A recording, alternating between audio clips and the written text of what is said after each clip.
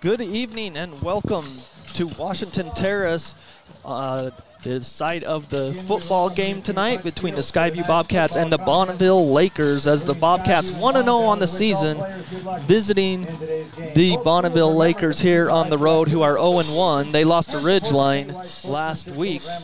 John Newbold and Rex Davis here with you. Beautiful night for football. We were in the scorching desert last week, it felt like, Rex, but a beautiful night for football tonight, as conditions are right around the 70s or probably a little bit lower. It feels fantastic outside. Yeah, this is great football weather, John.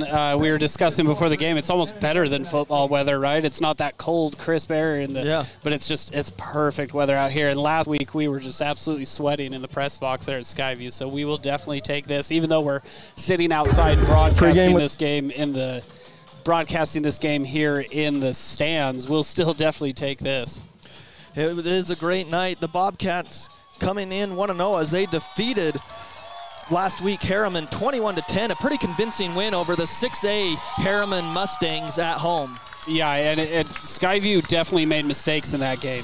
Skyview was by no means perfect, but they came out there, took on a 6A school in Harriman, and just took care of business for the most part. Mistakes were made, but it was how they responded to those mistakes last week is what really made the difference in that game.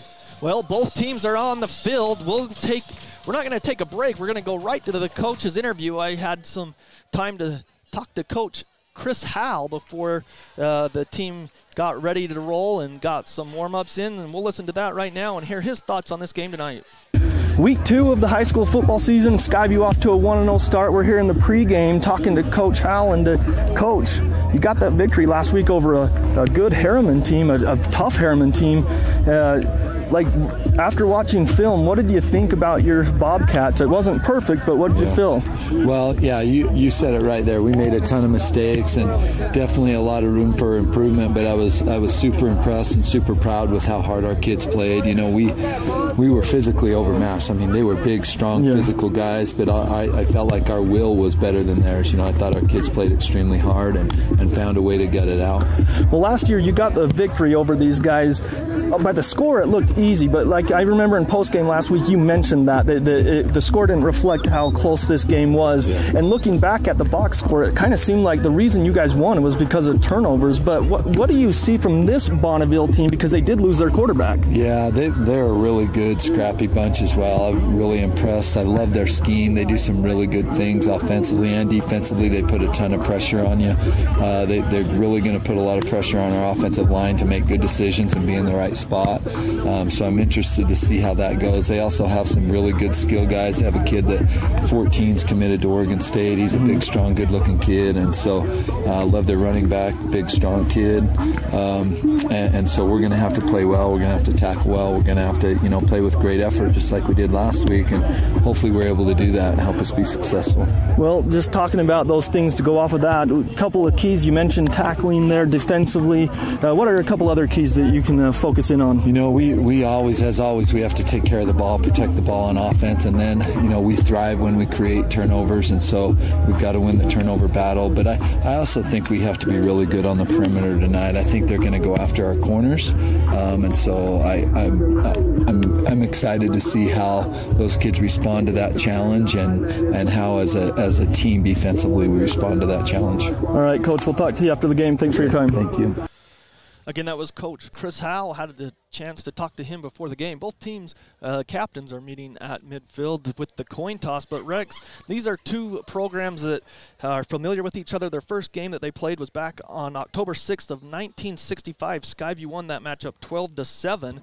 But Bonneville leads the series 22-14-1 They had one tie, and they played regularly from 65 to 82 and then picked it back up in 97. Bonneville won 8 in a row from 97 to 2005, and then Skyview's won the last 6 matchups coming in since 2009. I feel like anytime you do one of those throwback scores like you do, I feel like it's always like a super low score, like 6-3 or 12-6, stuff like that. It cracks me up. I think that's the evolution of the game, though, John. I think with the a lot more shotgun offense and wide open fields and stuff, I think that's why you're seeing more of that. Well, it looks like Bonneville won the coin toss, and they're going to defer. That's what I believe that the official just indicated, but now he's talking to Bonneville on what side, so maybe Skyview won. Let's see. But either way, Skyview will receive the ball, and they'll be going left to right on your radio dial to the south. So as we look at this Bonneville team, Rex, Jance Afuvai, the coach, he's in his 9th season at Bonneville. They were 8-2 last year, and they're in Region 5 of 5A with Woods Cross, Bountiful, Box Elder, Northridge, and Viewmont. They're a good team. They've got athletes. They've got a guy committed to Oregon State, Cord Shaw. He plays everything. He's kind of like a Mason Falsliff in the fact, or an Isaac Larson. They've used him at running back. They've used him at wide receiver. He has thrown some passes, attempts like on his career, 5 passes in his career. So, I mean, he's an athlete. Yeah, and with Cord Shaw, he's one of those players that you just, obviously he's a next level athlete, right? He's going to be playing at Oregon State, but he's one of those guys that you just kind of hope to contain him. He's going to get his numbers. He's going to get his stats and stuff, but you hope to kind of contain him and limit the big explosive plays that Cord Shaw's capable of for this Laker squad. For the Skyview Bobcats, Ridgeline defeated Bonneville last week 29-16. Bonneville gave up over 400 yards, 162 on the ground and 246 in the air. So Skyview, the one thing that you can look back at the Harriman game that Skyview needs to do, they've got to protect Zollinger tonight. He was sacked 5 times by Harriman. They've got to shore up that offensive line. We knew coming into the season there was a couple of guys that had some experience at the O-line, but a lot of the inexperience as well, and so the timing's just got to be there, and they've got to play a clean game that way. Penalty-wise, Skyview did a great job. Yeah, they did, and I think you nailed it there, John. You got to keep Garrett Zollinger's jersey clean today because Garrett, even though he's a senior, he hasn't had a whole lot of meaningful snaps lead up to this point. He's got his snaps behind Case and Carlson, but now this is Zollinger's show, and I'm here to tell you, John, he showed out and impressed last week. Yeah, he did. So back deep is Cole Watterson for the Bobcats, and the kickoff will go from right to left on your radio dial. The Bobcats in their white uniforms with blue helmets, and it's a short kick. It will bounce at the 20, and they receive it. That's Watterson at the 10. He's going to go to the east side of the football field and taken down. He thought he could get around the wall, Rex, but he just couldn't quite get there. Great job by Bonneville, and they'll trap the Bobcats at the 14-yard line. Yeah, and I thought he was going to get the edge there, John, but Jacob Criddle, the free safety for Bonneville on kickoff as well, and he was able to just bring Watterson down on the play. So Skyview will take over, going left to right on your radio dial, and of course you can watch the stream this year on CashValleyDaily.com. Find the link there, and you can watch the game there. And, of course, the games are always on 106.9 FM and 1390 AM, The Fan. So 2 receivers to each side. Shotgun formation for Zollinger. Back to pass. On first down, he throws it long. He's got a man out there. Incomplete. He missed his receiver out there by about 5 yards. Yeah, and I really like that opening play call. Go set the tone, because if you connect on that, John, that is a huge play. And I like the call, too, of where it went. Brooks Rigby is probably a 6'3" wide receiver, and they went for him on that near sideline to us. So 2nd down and 10, Bobcats. Second play of the game, just underway here at Bonneville, and they get him the flinch on the defensive line. They don't come across. The left side of that defensive line flinched like they were coming, but they didn't. So Reed Wild on the right hip of Zollinger in the shotgun. He hands off to Wild, who's got the edge of the left side, and it's going to be a short gain, but he did get about 1, maybe 2. Yeah, good defensive pursuit there by the Bonneville Lakers defense. And I think that's going to be kind of the story tonight is can Skyview establish the line of scrimmage? Instead of a gain of 1, can we start getting gains of 5, 6? That's really going to help Zollinger out here. So a big third down already. Third down and about 9. They only gave him 1 yard. Zollinger, empty backfield. 3 receivers to the other side. He throws. He's got a man out there wide open. Incomplete. Oh. Davis Hall got spun around. Zollinger kind of had a bad pass. Davis Hall ran the wrong route because of miscommunication there. He would have gone the distance. He was wide open. Yeah, and I think Davis Hall tried to get a little bit pretty on the reception too. I think he was trying to one-hand that one, and Davis Hall is going to have to come out here and hope for one of his booming punts that we saw last week. Jacques, one of the good returners in the state, back to receive it his own at the 50. And it's a bad punt by Davis Hall. It's going to be a short one. Bounces at the 40, takes a Skyview bounce. What is Brooks Rigby doing? It just bounced right to him. It bounced at the 40-yard line of Skyview, and it bounced right to the 46. So a short punt, and not a lot of time off the clock. So not the way Skyview wanted to start. And that's something you got to be aware of if you're Brooks Rigby. That he's a junior, he's seen a lot of football. You got to get out of the way of that punt when it takes a hop in your favor. You got to get out of the way of that ball. So they start at Skyview's 46-yard line, 11:08 in the first half. Bonneville has 2 running backs in the backfield with their quarterback, Coy Dixon. He's in shotgun, takes the snap. He's going to run option, throws it to the right side, trying to get the corner. Skyview pursued great, and it's going to be a loss. Yeah, great team pursuit there. Carson Dunkley kind of led the way for the Bobcats, but, man, you could name 4 or 5 Bobcat players on that tackle. Yeah, Cord Shaw was the man that time. It's going to be a loss of 1. And that's the player we're talking about. If you're watching this game on CashValleyDaily.com, you'll see number 14. That's the guy we're talking about in pregame that's just fast and big. So second down. Handoff up the middle, and Skyview there again in the backfield. Quickly was Kimball Jackson, I believe. Yeah, Kimball Jackson comes up, makes the tackle. Huge play there for the Bobcats, and I think Kimball Jackson learned last week, taking on those big running backs for Harriman, to take him out lower, because this running back, number 42, Carson Jones, is a big boy for Bonneville. So both teams' defenses are flexing their muscles. Third down and 10. For the Lakers at the Skyview 46, no score, opening drive for Bonneville. Shotgun, back to pass is Dixon. He's flushed out to the right side. He throws, it's complete, short of the first down. And Coach Hal talked about tackling and how important that was. Rex, great tackle there for the Bobcats. And you got to give number 30, Tyson Hodges, the senior defensive back, a lot of credit on that play. He comes over there, makes that stick, and just stops them from converting that third down conversion. Well, they're going to go for it. Fourth down and about 3. Dixon calling for it, trying to get Skyview to jump. They don't. 2 receivers to the left, 2 to the right. Now 3 receivers to the left. 9:53 on the clock, going right to left on your radio dial to the north. Fourth down and 3. It was a 7-yard pass play. Still Dixon looking to the sideline. They're going to go for it at the Skyview 39. Big fourth down play early in this game.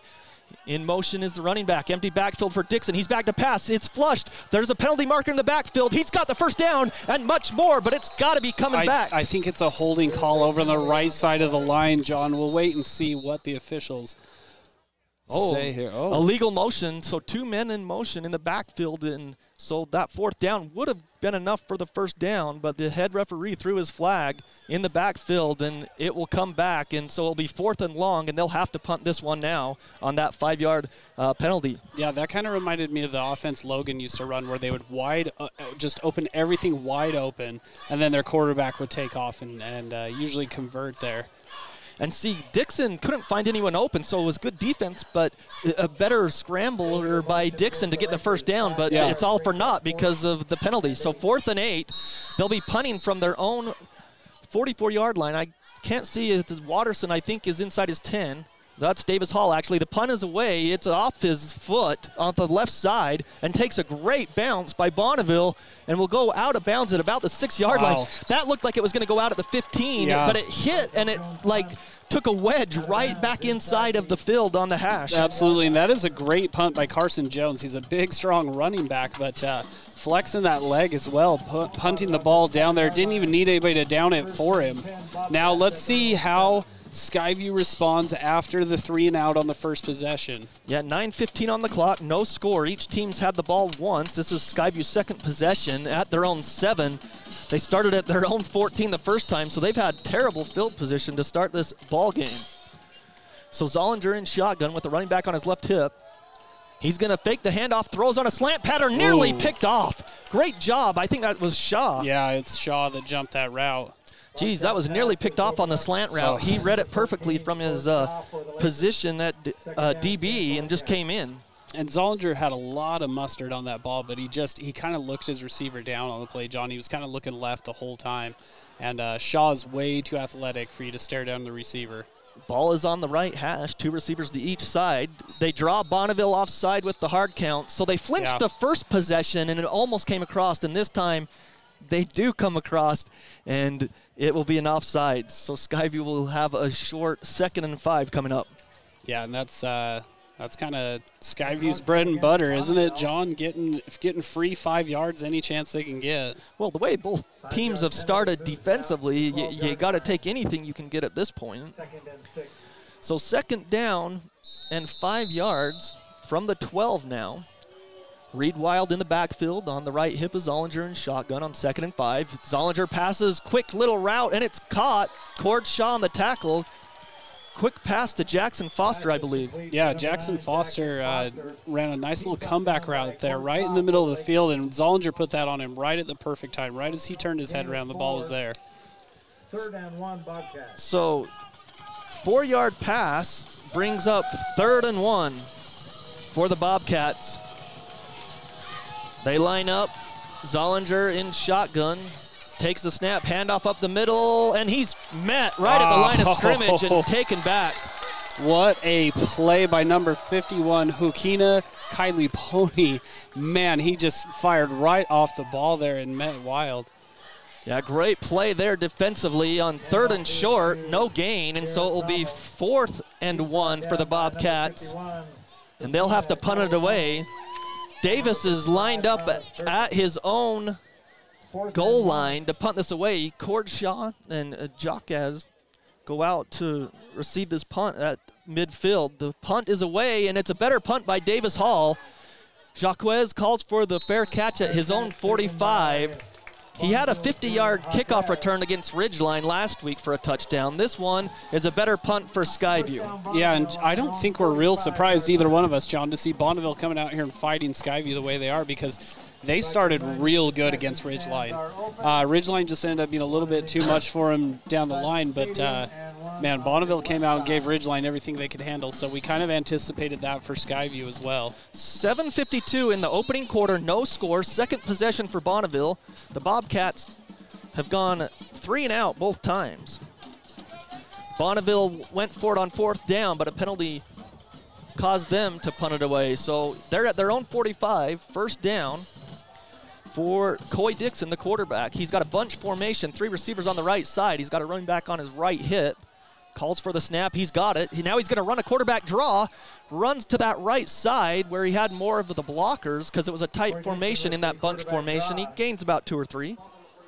Yeah, John, and that's a pretty good play call because you're able to get behind Carson Jones as the quarterback was there and able to get a nice gain there and move. I mean, it's a little bit of life into this Laker offense.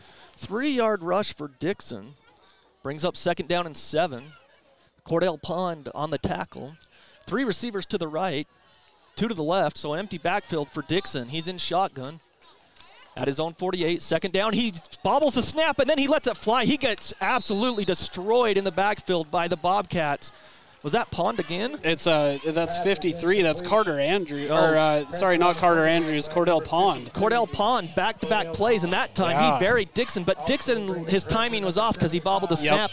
I think they were trying to set up a wide receiver screen. Yeah, I think you're right there, John. They're trying to set something up over on that other side. But man, as a quarterback, when you got a free blitz coming at you like that. That's a tough play to make. 3rd and 7 from their own 48. Dixon calls for the snap. He's got it in shotgun. He's got good protection. Now it breaks down. He's rolling out to the left side. He's got some room. Up the field, first down. As he's across the 50 to the 44. Oh, they're going to mark him. He dove forward to the Skyview 41. So a big play there on 3rd and 7. Yeah, Daxon DeHeck was able to just blow through that offensive line, but Dixon able to use his speed to get away from DeHeck, and DeHeck was definitely trying to get him there, though.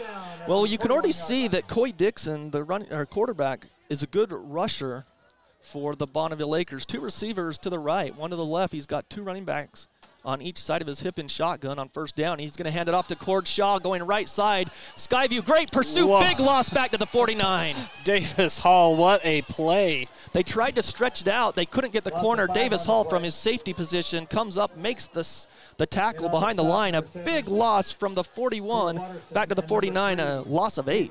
Big play by Davis Hall, man. I mean, you're meeting a Division I Pac-12 committed athlete in the backfield one-on-one. You go make a play like that. That's good stuff from Davis Hall. No score, 6 minutes, 10 seconds on the first quarter clock. No score. Bonneville ball, 2nd and long. 2nd and 18 from the Skyview 49.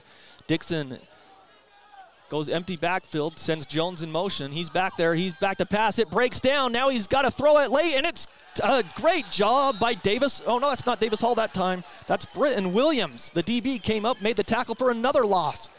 But give the interior linemen some credit, Rex, because they made Dixon throw that to his little dump down. Yeah, he had to get off his spot. He had to get out of his reads. He didn't have time to make a play there, and a big tackle there by Britton Williams to bring him down. So another loss on the pass play of 6 yards, I believe. It's 3rd and forever. Back at their own 47, they time the blitz. They throw it out on a screen. It's complete. Skyview trying to make the tackle. They do at the 49, but what a blitz as he timed it perfectly. Was that number? It was 26, Cameron Carling, that came on the blitz. And man, like you said, John, he couldn't have timed that better. No, it was 3rd and 22, and I think they got a couple yards on that one, positive, on the pass play. But Skyview's defense, wow, they knocked them back. So it's 4th and 18, 4th and 20 with under 5 minutes in the first quarter as Davis Hall is back to receive at his own 13. Jones to punt for Bonneville. They let it go. He rips a good one. Davis Hall calls for the fair catch and has to dive to make it. Skyview might get their best field position of the night at the 17-yard line. Sorry, John. I couldn't help but laugh before you got to your punchline. It just... Man, that's kind of the story of the game, though. I mean, this is Skyview's best field position, and I mean, we're still inside that 20. Yeah, at their own 17 with 4:38, no score. Skyview's gone 3 and out both times, so they need to get some positive yards. They're trying to get it done on the rush, Rex, but they're not getting any positive yardage, really, rushing-wise. Passing, they've done okay. They just can't get that first down to get a drive going. So let's see what they can do here. 1st and 10 at their own 17, no score. Zollinger in shotgun. He's got 2 receivers close to the line, and now whistles all over the field. Let's see what they say here. Skyview had 2 receivers on each side of the ball, and now the official's talking to Davis Hall. I'm not sure. Oh, is it that his back pad is not covered? Well, Davis Hall's going to have to come out of the game. I've seen him make kids leave the game before. Back when I was in high school, John, that was the cool thing, to have your back pad exposed, and I've seen him make them covered up before. Maybe that's what it was. The thing is, Davis Hall is cool without that. They don't need to send him out. 2 receivers to each side. Now the man in motion who just came in, that's Williams. Zollinger takes a snap, throws it, and Williams is clobbered. Ooh. It was behind Williams. He tried to snag it with one hand, Rex, but luckily he dropped it because he got cut in half. Yeah, I mean, Jordan Jacquez read that play very, very well. Tough catch to make for Williams, but we're right back at it. The short little dump pass didn't work. Now let's see what they can do on 2nd down. 2 receivers to the left. You've got Sundstrom out here to the right side. Ball is in the middle of the field, in between both hashes for Zollinger on 2nd and 10 from their own 17. No score. Zollinger takes the snap. He's going to hand it off. No, he throws it, and it's knocked down. They faked the handoff. They faked me out, and it was knocked down in the backfield by Thomas Turpin. Yeah, Thomas Turpin stayed home, put his hand up, and knocked that ball down. There was a little room, though. If Zollinger was able to complete that to Carson Dunkley, he had a little bit of room to operate there. It seems like both defensive coordinators, they're both the head coaches. Yeah. But they both have been in each other's huddles. My goodness, these defenses are playing today. 3rd and 10 from the 17. Skyview looking for their first down of the game. 2 receivers to each side for Zollinger on 3rd and 10. Takes the snap. He's back to pass. He's got time. Throws over the middle. Too high for Davis Hall. He had Hall and Sundstrom in the area at the 40-yard line, but he just overthrew him. It was the right read, too. Zollinger put that ball where he was supposed to go with it. It sailed a little high on him, but it was the right read. So Skyview again, another 3 and out. 4:22 on the clock. 4th and 10 from their own 17. You've got Shaw and Jacques both on their own 50. Same scenario. It's not Davis Hall this time. Back to punt. It's a good punt. It drives them back. It bounces at the 35. What a punt. It flips the field. It will go inside the 30, and it dies as it rolls back, the tip of it at the 30. But that flips the field back to the 30-yard line of Bonneville. So great punt. Huge punt by Jackson Sundstrom. Give that kid some credit. We want to remind you. So Skyview doesn't go anywhere. 4:11 on the clock. Food, fire, nice dancer, free. Yeah, 5 punts in this game, John. That's definitely a defensive battle right now.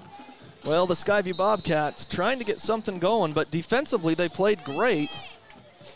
Trying to get something on offense they haven't done. So let's see what Bonneville has this time. Coy Dixon comes back out for Bonneville. Kind of a smaller quarterback than what we've seen. He's definitely smaller than Cayman Best, their quarterback last year, their 2-year starter from last year. Carson Jones in the backfield. 2 receivers on the left side. Dixon asking for it. He gets the snap. He's going to pass it. He's rolling out to the right side. He throws. It is complete. And there's a penalty marker down. Whew. It's at the 40-yard line, but 2 penalties out there. Is it going to be on Skyview or on Bonneville? Let's see. I'm just hoping the camera caught Blake Bishop just absolutely wrecking Avery Eberhard. That was an impact back there by Blake Bishop. Oh, and it's a lineman downfield, I believe. Ineligible receiver downfield. Now, again, this is a point of emphasis. We've watched a video, a PowerPoint before the season. The officials have all been instructed about lineman downfield wrecks. They only have a 2-yard cushion, and it was on the far side of the field. So if you're Bonneville, you've got to be upset with that because the play came this right side or left side the whole way. Yeah, and refs are going to catch that this year. Anytime your lineman leaves downfield a little too early, they're going to catch it. Yeah, you might have gotten away with it in the past, but you won't this year because that was a point of emphasis. That's the 3rd penalty on Bonneville. So 1st and 15, ball is placed back at the 25-yard line of Bonneville, their own 25. It's 1st and 15 because of the penalty marker. Dixon in shotgun. He's got a running back on his right hip. He takes the snap. He's back to pass. The pocket breaks down. He lobs it over to Jones, who spins out of 1 tackle and then finally taken down, but it's going to be a loss. Yeah, you can't try to tackle Carson Jones up high because he's just too big, too strong.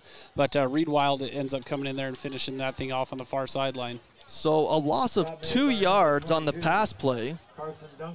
Carson Dunkley in there. Reed Wild as well. Actually, they're going to mark it back to the 22, so we're going to go back 3 yards. It'll be 2nd and 17 from their own 22. No score, 3:19 on the first quarter clock. Bonneville has it. Coy Dixon looking to the sideline. Jones on his right hip. He's got 2 receivers to the left, 1 to the right. Dixon calls for it as he claps his hands. Now he gets the snap. He's looking left the whole way. Now it breaks down. He's going to roll to the right. He throws again to Jones, and Jones is undercut right there for a short gain, maybe 1. Depending on the spot by the official, bring up 3rd and long. Good tackle there by Tate Thurston out in space against the big running back of Bonneville, able to bring him down. We're going to say no gain there. Coach Hal talked about it in the pregame, if you missed it, Rex, but he talked about, hey, we've got to do a good job of tackling tonight, and so far Skyview's defense has. Yeah, they're definitely answering the call. 3rd and 17 for Bonneville, 2:20 on the clock, no score. They're at their own 22-yard line, 3rd and 17. Empty backfield now for Dixon. He's looking to the left. Now he's going to run to the right, and he's taken down and sacked in the backfield. He didn't even have a chance to go as Skyview pinned him down. Yeah, that's DeHeck out there that makes that play. Nice play. DeHeck with a sack. He's got a quarterback hurry. He's got 2 quarterback hurries and a sack in this game. So 4-yard loss there. And they'll have to punt, but the good thing is the big punt by Sundstrom flipped the field for the first time. Bonneville has been playing at midfield. This time they're punting from their own 18, Rex. Right, and unless this is the most amazing punt we've ever seen, Skyview should have pretty decent starting field position. Carson Jones inside his own 5 to punt it. He takes a step, punts it away. Davis Hall back to receive. It's going to bounce at midfield, take a Bonneville bounce, roll all the way down inside the 35 to the 34 of Skyview. We're going to take a 30-second break and be back right after this. Borrowers, including first-time home buyers, military families, and rural residents. Guild Mortgage also offers many state, county, and city housing programs that provide down payment assistance. At Guild, they work hard to deliver what matters most to you with a loan that fits your life. Call 435-294-2480 or Google Karen at Guild Mortgage. NMLS 3274 and 80226, Equal Housing Lender. Welcome back to Bonneville High School. 1:24 on the clock, no score in the first quarter. Skyview's 4th possession. Hopefully they can get their first down of the game. They're at their own 34. Zollinger in shotgun. Takes the snap. He's going to run option. He pitches it. Nice job again, and he's up the field. That's Reed Wild. And then, oh my goodness, was he stuck at the 41. Yikes, that was a big hit by Cord Shaw there. Cord Shaw, not only did he hit him hard, but that's how you teach it. Like, fundamental tackle there. That is an excellent tackle. That's putting your head on the right side of the ball carrier, picking him up and driving him backwards. That's how it's done. 8-yard rush, though, Rex. Yeah, big play there. Best rushing play of the night. Skyview 2nd down and 2. As Wild took the pitch play, 2nd down and 2 at the 42-yard line. Handoff up the middle, nothing there. Bonneville just snuffed that out, and it's going to be a loss back to the 40, I believe. Let's see where they mark it. They're just so stout on that defensive line. At the 39, so a loss of 3. And so Skyview is looking at a 3rd down and 5. They're trying to rush the ball. So 3rd down and 5, trips left, 2 receivers right. It's an empty backfield. Look for the hard count and a timeout by Coach Afuvai. With 17 seconds in the opening quarter, he wanted to talk it over on this big 3rd down and 5 at the Skyview 39. We'll take a step aside as well. We'll take a 30-second break and be back right after this.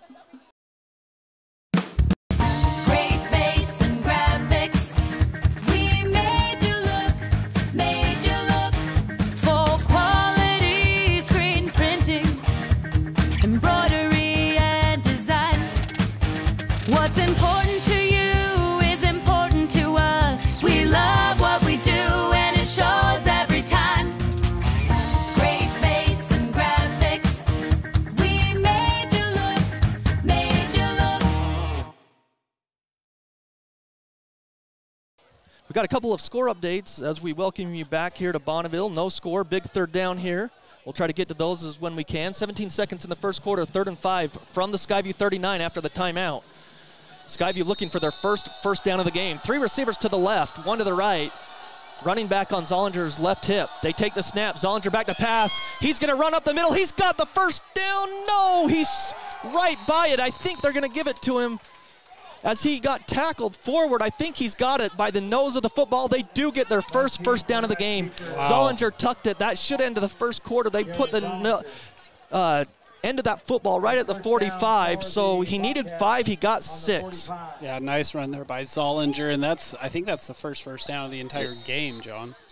Well, unless Bonneville got one. I think Bonneville got a first down earlier, so that's going to be the end of the quarter in a defensive struggle, 0-0. We'll take a 1-minute break and be back right after this. Jessup Insurance and Retirement Services. Let us guide you. Jessup Insurance has a local office with professionals that understand all the Medicare plans available to Utah and Idaho citizens. They simply make Medicare understandable at no additional cost. Call Jessup Insurance 435-213-3200 or Google Jessup Insurance. Jessup Insurance and Retirement Services. Let us guide you. Managed IT with Les Olson Company gets you more than just back to business. You'll get back to expert network support and cutting-edge security. You'll get back to time-saving document management. You'll get back to peace of mind with disaster recovery and robust data continuity. Do more than just getting back to business. Get back to greatness with Les Olson Company. Get your free consultation at lesolson.com. Les Olson Company. Welcome back. 1st and 10 to start the second quarter for the Bobcats. Zollinger in shotgun. He's got a man out there. He throws it down. Oh, incomplete at the 20-yard line. Sundstrom, it looked from our angle. We're on the west side of the field. On the east side, it looked like alligator arms. It just went through, but maybe we just don't have the right angle on it, but it's incomplete as they tried that go route on the outside. Man, that's, I got to say, John, that's a great ball by Zollinger, and Sundstrom's got to find a way to bring that in. Sundstrom's he's got great hands. So good. He's got to make that catch. 2 receivers to each side on 2nd and 10. No score here to start the second quarter. Zollinger in the shotgun. He's back to pass. Now the pocket breaks down. He's sacked. Big 55 with the sack there, Thomas Turpin. Yeah, Thomas Turpin has made a few plays out here tonight. So a loss of 6 back to the 39. Back to the 39-yard line. 3rd and long for the Bobcats. So 3rd down and long. 3rd and 16 from their own 39. Skyview got their first down right there at the end of the first quarter. Trying to get a drive going. They're in the ball's in the middle of the hashes. 3 receivers to the left, 1 to the right. Running back on the right hip of Zollinger. Takes the snap, he's back to pass. He lets a go route go on the right side. Incomplete. Too far out there. I like it though, John. Man, dial it up, right? Like, yeah, they're trying to hit Cole Watterson. Coach Hal on the sideline I could see, and they were asking for a PI there. Yeah, and we got to give a shout out real quick, John. If you guys are watching on CashValleyDaily.com, Shane, our camera operator up there, I just got a compliment on his camera work. Yeah, so. Shane Larson doing a good job for us. Okay, so back to receive the punt, Cord Shaw, and then also Jordan Jacquez, and then Sundstrom back to punt. He's standing at his own 25. And he gets a high one, and it's a short one. It's danger. It's going to bounce. Takes a Skyview bounce, though. It bounced around the 40-yard line of Bonneville and will bounce inside the 30 to about the 29. It was a high spinning kick. It just, luckily for Skyview, took a Skyview bounce. Yeah, kind of a goofy punt, but I mean, it worked, John. It worked. So Bonneville will receive again. No score here in the first half. 10:55 on the clock. I got 7 punts in this game so far, John. I haven't checked the state record, but we're going back to that 1967 score where it was 12-7 Skyview. Yeah. We're looking at something low scoring like that. So from their own 29, Bonneville and Dixon, their quarterbacks, take over here. Bunch formation, 3 receivers on the short side of the field. Dixon calls for it, clapping his hands. Now he takes a snap. He's going to run a quarterback draw, tries to look for a hole, and he found one. He dives through it for about 4 yards. Coy Dixon on the keeper. Tripped up by number 53. They actually give him 5. Yeah, number 53, Cordell Pond, with another tackle in the game. That's 2. Yeah, and he's had a couple tackles for a loss. And like you mentioned earlier, a quarterback hurry. Yeah. So a 5-yard rush. He'll bring up 2nd and 5. Ball is at their own 34-yard line. 2 receivers to the left, 1 to the right. Running back behind the quarterback, Dixon. He's in shotgun. He takes a snap. He's going to hand it off. No, he throws over the middle. Nearly picked off. Oh. Reed Wild read that. It was a read option, and he saw his running back kind of flare right up the seam, but Reed Wild about picked that off at the line of scrimmage.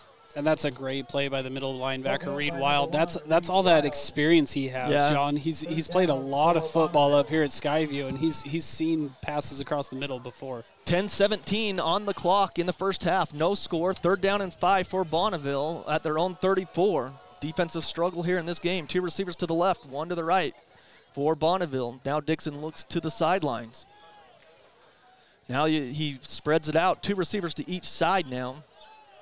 Running back on his right hip, takes the snap. He's going to throw it quickly and nearly picked off. Great defense there. They want a pass interference. It's not even close to a pass interference because the defender has all the right to the ball, as well as Tyson Hodges read that slant pattern and about picked it off. Yeah, you got to give Tyson Hodges some credit, man. John, he came out here to ball today. Tyson Hodges made a couple plays out here for the Skyview defense. So Davis Hall, if you've heard this before, it's rinse and repeat. Another punt. Bonneville back to punt this time. Jones standing at his own 19, and I believe that's Davis Hall for the Bobcats at his own 24, 25-yard line. Snap is back, kick is on the way. It's a good punt by Jones.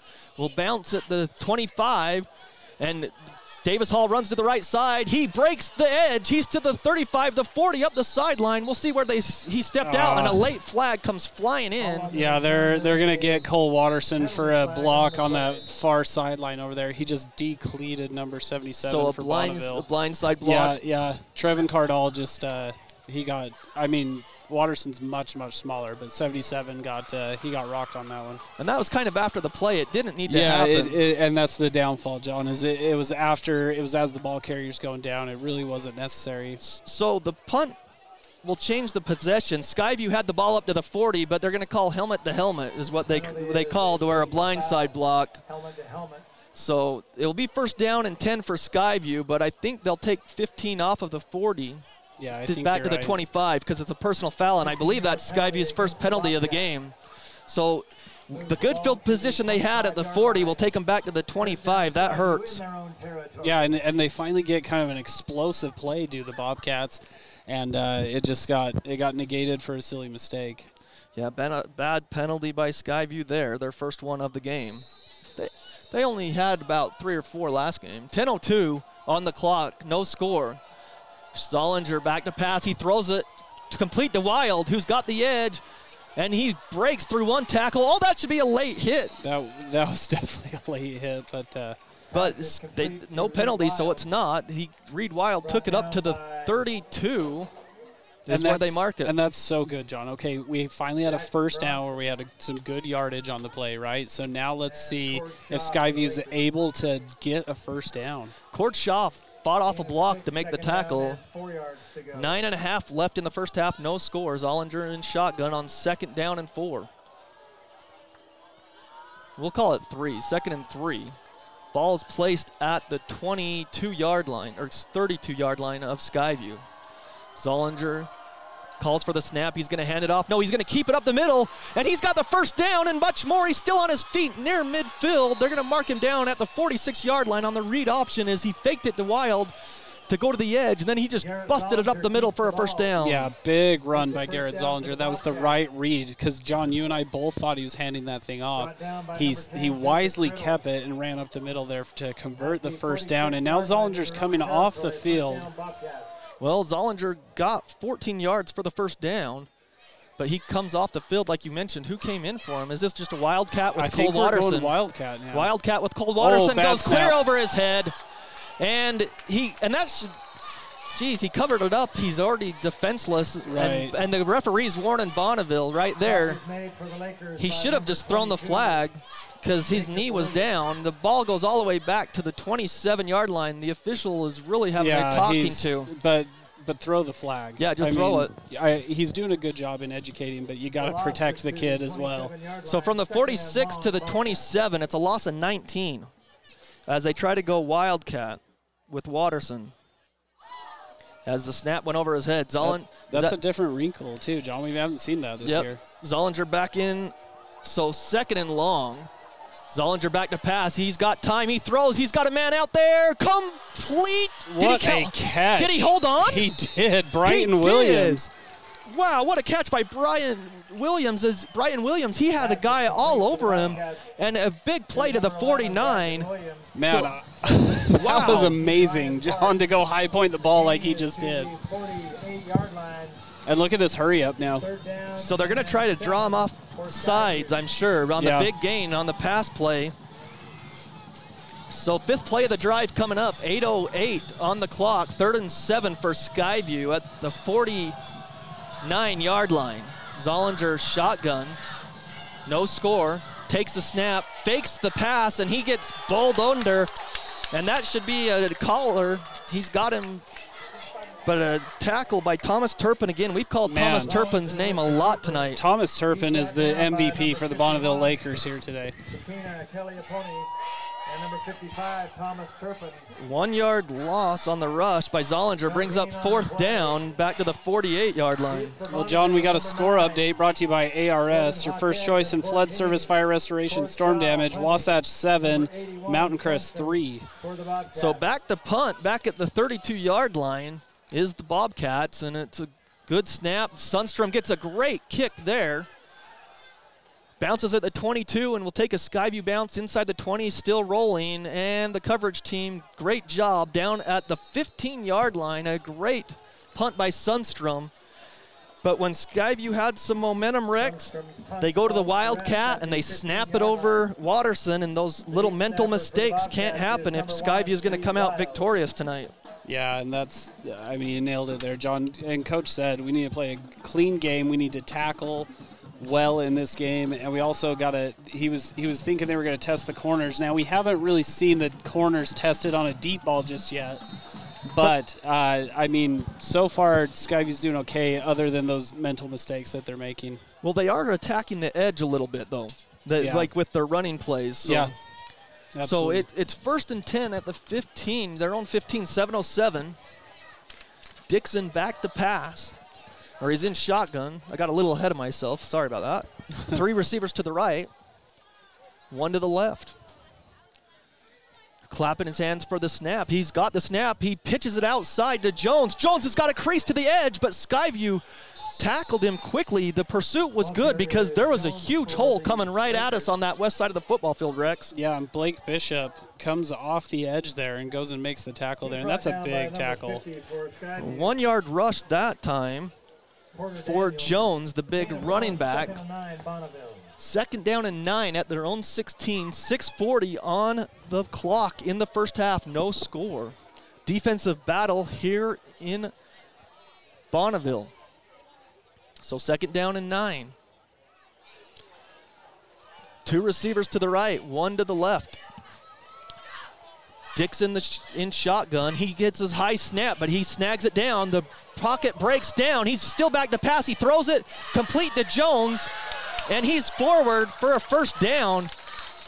The protection broke down, and it was such a play that the linebackers came up, and Jones just found himself open for the 1st down as he gets the ball up to the 26-yard line, so a 10-yard gain for the 1st down. Yeah, and you got to give Brighton Williams a little bit of credit there on that play because he was blocked on the play, but he was still able to get in and help on the tackle along with Kason Spackman. 6 minutes on the clock in the first half. 2 running backs in the backfield for Dixon. They hand it off to Jones. He comes out to the outside. He's guy on the sideline.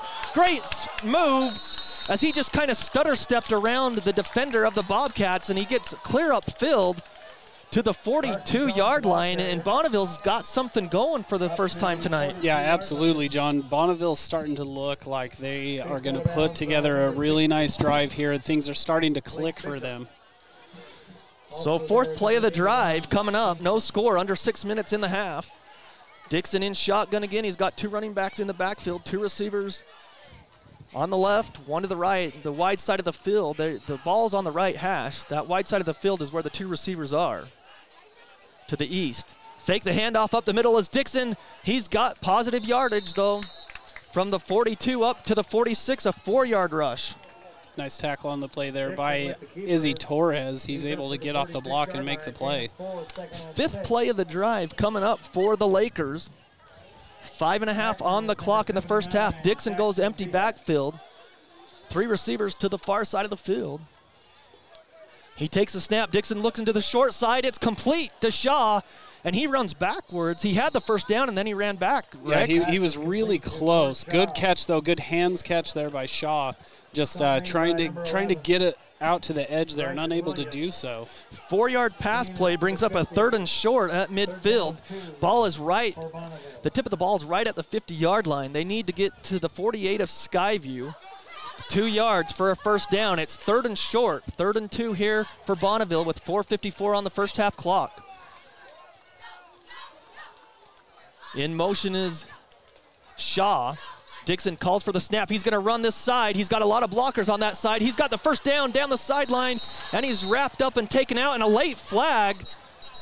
Could this be a hold? Yeah, let's see if this what is a this hold, late flag is. We'll see what they call. The back judge clear back there, threw it about 15 yards into the play. I think it's going to be a bit against Bonneville. It's going to be a hold, and it will take them back again. It is an illegal block. So it will be another first down. This is the second time Bonneville's had a big first down called back because of a penalty. But the last time it was on a 4th and short. Illegal block. But this is an illegal block. It will go back. It's a spot foul. They go back 10 yards. It was on the 45 of Skyview, so we'll go back to the 45 of Bonneville. To the 45-yard line. Well, Skyview kind of shot themselves in the foot on a play, and now it was Bonneville's turn. Now we'll see what Bonneville decides to dial up here on 3rd down, see if this Skyview defense can stop them and get off the field. 3rd down and 7 from their own 45. No score for Bonneville and Skyview. 4:40 left in the first half. Thanks for joining us here on The Fan, 106.9 FM, 1390 AM, and also the streaming video on CashValleyDaily.com. Snap is back on 3rd and long. He's got time. Now he doesn't. Dixon throws incomplete. The receiver had it right in his arms. Parker Armstrong just looked upfield. He had enough for the first down, and he dropped it, Rex. Yeah, Parker Armstrong was going to turn, and he had a little bit of room to run with that ball, but you got to make the catch before you turn and run. It was such a great route by Armstrong. Yeah. It's too bad he couldn't hang on. He did everything right on the play except catch it. For the Bobcats. Number 3, Davis Hall. So Davis Hall back to receive a punt again. But Bonneville actually had some movement that time. They were moving. They only have 10 guys on the field this time. So they need another player. They get it out late. Clock is stopped at 4:34. Davis Hall at his own 18-yard line. They just ran and they another just ran guy another. on. So the illegal participation, they got 12 men on the field.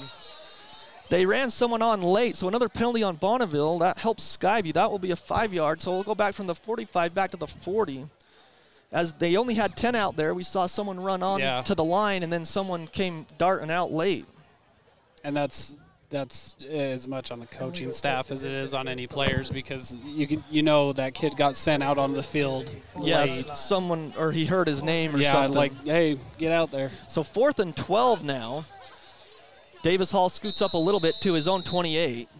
Jones back to punt. He has to jump up to get this one. He boots it away. It's a short, low one. And it hits a Bonneville player at the 45, so they'll bring it, or the 35, they'll bring it back. They downed it at the 32. So Bonneville, they're going to mark it back, I believe, at the 35 where it first hit a guy. He just kind of hit him in the back of the leg. And there's a penalty marker at midfield. I missed that one. So I just barely saw it. It's right. It's in the right by the edge of the yellow there, kind of blended in. Now Bonneville, they just I don't know how soon they did, but a personal foul on Bonneville. Wow. Oh. I just saw him indicate personal foul. Not sure what it was. So 15 yards. Skyview, I'd make them punt again, I believe, because if it's not a spot foul, I wonder if it's after the punt, then you take it from the 37-yard line, and it would take Skyview to the 48. I almost feel like it had to have been after the play, but yeah. So let's see. The way they're talking, the officials, it makes me think that they might be punting again. We'll see. No, they're going to march that thing. 4:33 is on the clock. If they do, then Skyview will have terrific field position after that punt and personal foul, I guess. They're starting in Laker territory. That might be the first time tonight. Yeah. Because both teams' defenses are playing fantastic. Skyview ball at the opponent 48-yard line. with 4:33. Skyview back to pass. Zollinger completes it to Kimball Jackson. Positive yards down the sideline, and they've got their second first down. Bonneville's defense has played so good, so anytime you get positive yardage, you're clapping your hands as the Skyview faithful that traveled down here actually have something to cheer about. So from the 48, they get down to the 33, a 15-yard play for the Bobcats on first down. So first and 10, they're inside the 35. Zollinger back to pass again. He pump fakes, double move. He's got a man out there. Incomplete to Sundstrom, I believe. Yeah. He's had Sundstrom a couple of times. The defensive back that time really wasn't faked out on that double move, though, Rex. He was stride for stride with Sundstrom. That's great defense there by Bonneville. Yeah, and I think that was number 19, Ryan Park, out there in coverage, a cornerback for Bonneville. Great job running step for step. And Sundstrom ran a really good route. He just wasn't able to shake him. So from the 33-yard line of Bonneville, it's second down and 10 with 4:18 in the first half. Skyview back to pass. That's Zollinger. Sets up the screen. He's got Kimball Jackson in the middle, who gets across the 30 to about the 29. No, they're going to mark his knee down at the 30-yard line. So a gain of 3 on the screen play. So Kimball Jackson's really got the only positive yards for the Bobcats offensively on 2 pass plays. 3rd and 7, clock under 4 minutes. Right now, they need probably about 5 or 10 more yards for Erickson's field goal range. Try to draw him off sides. Clock running down to 3:40 in the first half. No score. 3rd and 7, Skyview at the Bonneville 30. They've only had 2 first downs this first half. Zollinger in shotgun. He's back to pass. He throws complete, but did he have enough? That's Cole Watterson. Did he have enough? That's a really good hands catch there by Cole Watterson to go up there and just snag that thing. I think he needed 7 yards, Rex. He only ran the route 6. Well, I think you go hurry up and let Zollinger keep this thing, John. Here they go. So they take it. Oh, ball's down. Fumble, and here goes Jones. He picks up the loose ball. He's all the way. 50, 30, 25, 10, touchdown. So Skyview goes to the hurry with 2:58 on the clock. Yeah. They make a mistake on 4th and 1, and it's a bad snap. The only thing that they could generate was a turnover, and the Lakers lead 6-0. And the way that both of these defenses are playing, Rex, that's huge. Oh, that is huge, because the first touchdown, the first points of this game were scored on defense, John. And, man, it looks like Skyview finally had a little bit of momentum, but Bonneville, and what a play by Jones to just pick that thing up one-handed and just go off to the races. So the extra point pending. Great play by Jones to find the football and take it to the house. And it's a low kick, and no good. It was blocked. So point after is no good with 2:58. It's 6-0 Lakers in the first half. We'll take a 30-second break and be back right after this.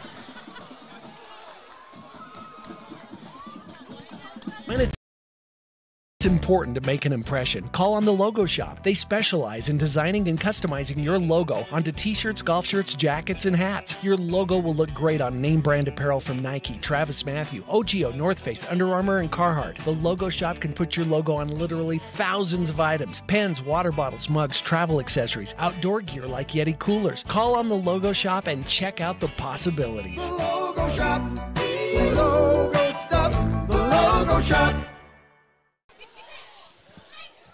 Welcome back to Bonneville High School. The big defensive play by Jones.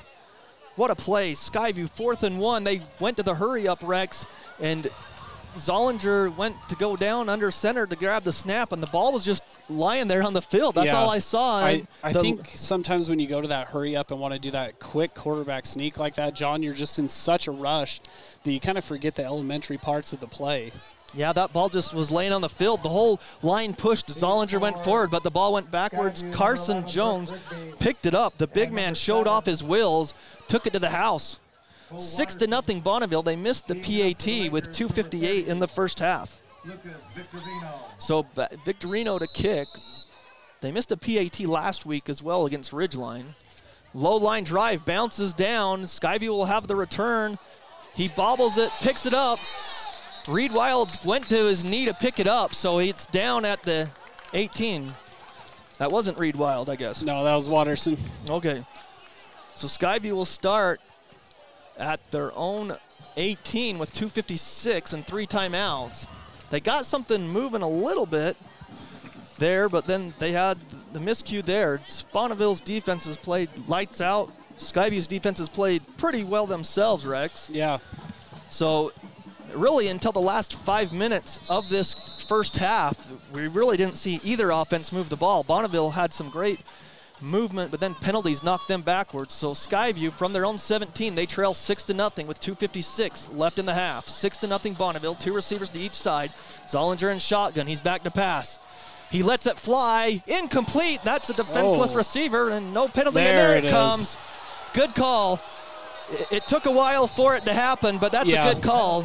He was a defenseless receiver. It's the right call.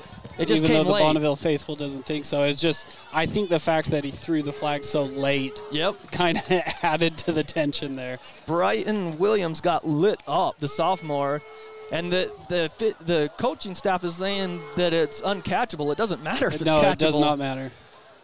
It's high school. So 15 yards from the 17, and it will take it up to the 32.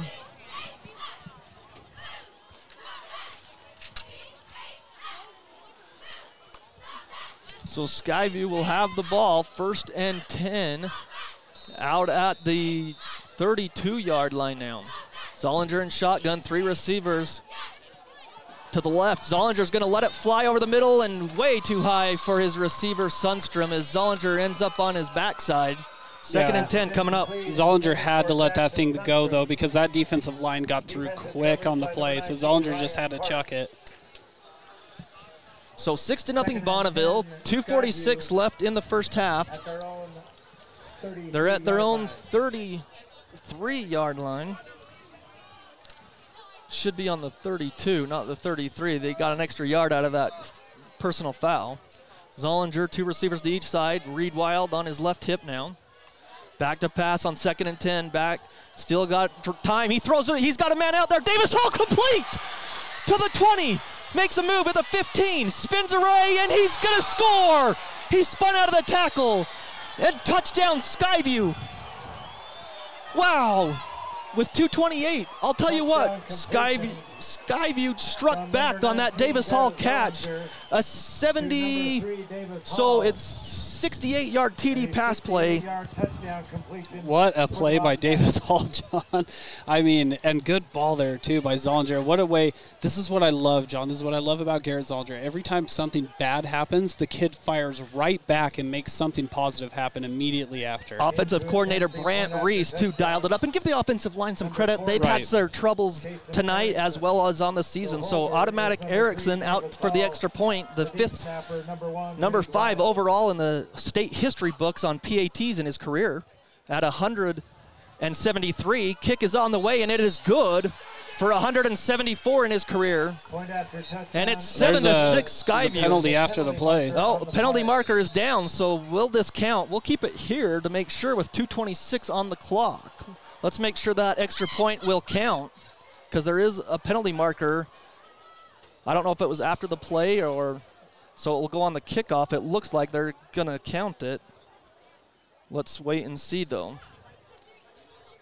It seems like the official's pointing to the kickoff, so I'm assuming that it's after that. Personal foul. Well, he's pointing. I didn't. He called a personal foul. We saw that. But pointed at the scoreboard, though. Yeah, I don't. So he's saying it's on the kickoff. I just don't know who. I don't know who it was on. So 7-6 Skyview. We know that with 2:26 on the clock. They take 30 seconds off the clock on that 68-yard TD from Zollinger to Hall. That might be the old gristmill bread and butter play of the game. So we'll just have to see afterwards what the Yeah, you'll want to stick around for that Old Grist Mill bread and butter play of the game. Have you tried the fantastic breakfast sandwiches served at South Logan or in Smithfield locations? You're going to love it. Muffins, scones, bagels, cheese bread, sweet rolls, baked fresh daily, takeout, curbside pickup, and delivery available. That's at the Old Grist Mill, who sponsors our bread and butter play of the game. So we look at the way they do call a personal foul. Oh, it was on Bonneville. Okay, so it is on Bonneville. We couldn't tell. I mean, he pointed towards Skyview's way, but they're going to mark off 15 yards. So Erickson, who already puts it 10 yards deep into the end zone on kickoffs, I don't know if Skyview will try something tricky or if they just boot it through. I don't know if you have Kaysen. Well, I mean, you got a Division I athlete back there as a kick returner right now, just off your screen there. That's number 14. But I think you just have Erickson drive this thing through the goalpost. Oh yeah, easily. You just boot it clear through. I don't think you give him a chance. I mean, you in a defensive struggle like this, field position's everything. Absolutely, and not give it to an explosive player. Just let Erickson just boot this thing. Okay, so 7-6. Kickoff is away, and you betcha. There's the field goal. Look at how cheerleaders. Yeah, look out. They've got like the junior cheer program. Luckily no one was hit, thank goodness. Yes. We'd hate to see that. But yeah, Erickson tacked that one on. That was good from 60. Too bad it doesn't count, right? Yeah, we'll give Automatic Erickson a little credit there. I mean, goodness gracious, that was 20 yards deep. So we thank everyone watching on our live stream on CacheValleyDaily.com, where you can always catch the video streams of our games, or listening on 106.9 FM or 1390 AM, The Fan. So both teams have really given up big plays. So 1st and 10 for the Lakers, 7-6 Skyview, 2:26 left in the first half. Bonneville ball, and Dixon, the quarterback, is in shotgun. 3 receivers to the far field. He throws it out there. It's complete to Shaw. And he breaks one tackle. He's got the outside, and he's knocked down near a first down. They're going to give him 10 yards right to the 30 for the first down. That's Shaw's biggest play of the game. That's just too much room, too, for Cord Shaw. You got to, I don't know if you need to spy him wherever he goes or something, but you can't have Cord Shaw have that much room in space. Yeah, I think Shaw lined up in that slot, and then that's why he had room. And now a whistle on the play. I'm not sure. Well, the official's saying Davis Hall has to come out. He has to go out again. Yeah, I'm not sure what that's all about. But his back pad is showing again, if that matters. But well, they saw that. 2:05 left on the clock. 1st and 10 from their own 30. Skyview leading 7-6. Bonneville with the ball. 2 running backs in the backfield with Dixon. He takes the snap. Now he's going to fake the handoff. He's going to pitch it out there on a pitch play to Shaw, and he's wrapped up and taken down by Carson Dunkley and a couple other Bobcats for a short gain. Yeah, Dunkley and DeHeck both in there, but yeah, give 22 Carson Dunkley that tackle. And as another stoppage of play, the whistle, timeout Skyview with 1:41. We're going to take a 30-second break and be back right after this. Sack lunch, picnic lunch, business lunch. There's nothing better or more satisfying than the lunch special at Old Grist Mill. It's lunch the way Mother Nature intended. All natural bread, the perfect amount of meat, veggies to your liking. And then it only gets better with your choice of a fresh baked cookie, chips, and drink. You know what we're talking about, that famous Old Grist Mill lunch special. Get your made-to-order special at the South Logan, and now Smithfield locations. Old Grist Mill, here for you. Welcome back to Bonneville High School. 2nd down and 8. Coach Howell wanted to talk it over defensively, called the timeout with 1:41 in the half. Skyview on a 68-yard touchdown reception from Zollinger to Davis Hall gave the Bobcats a 7-6 lead over the Bonneville Lakers. The Lakers took a fumble recovery and took it about the same amount of yardage, basically, to the house. That's how they got their score, but they missed the extra point.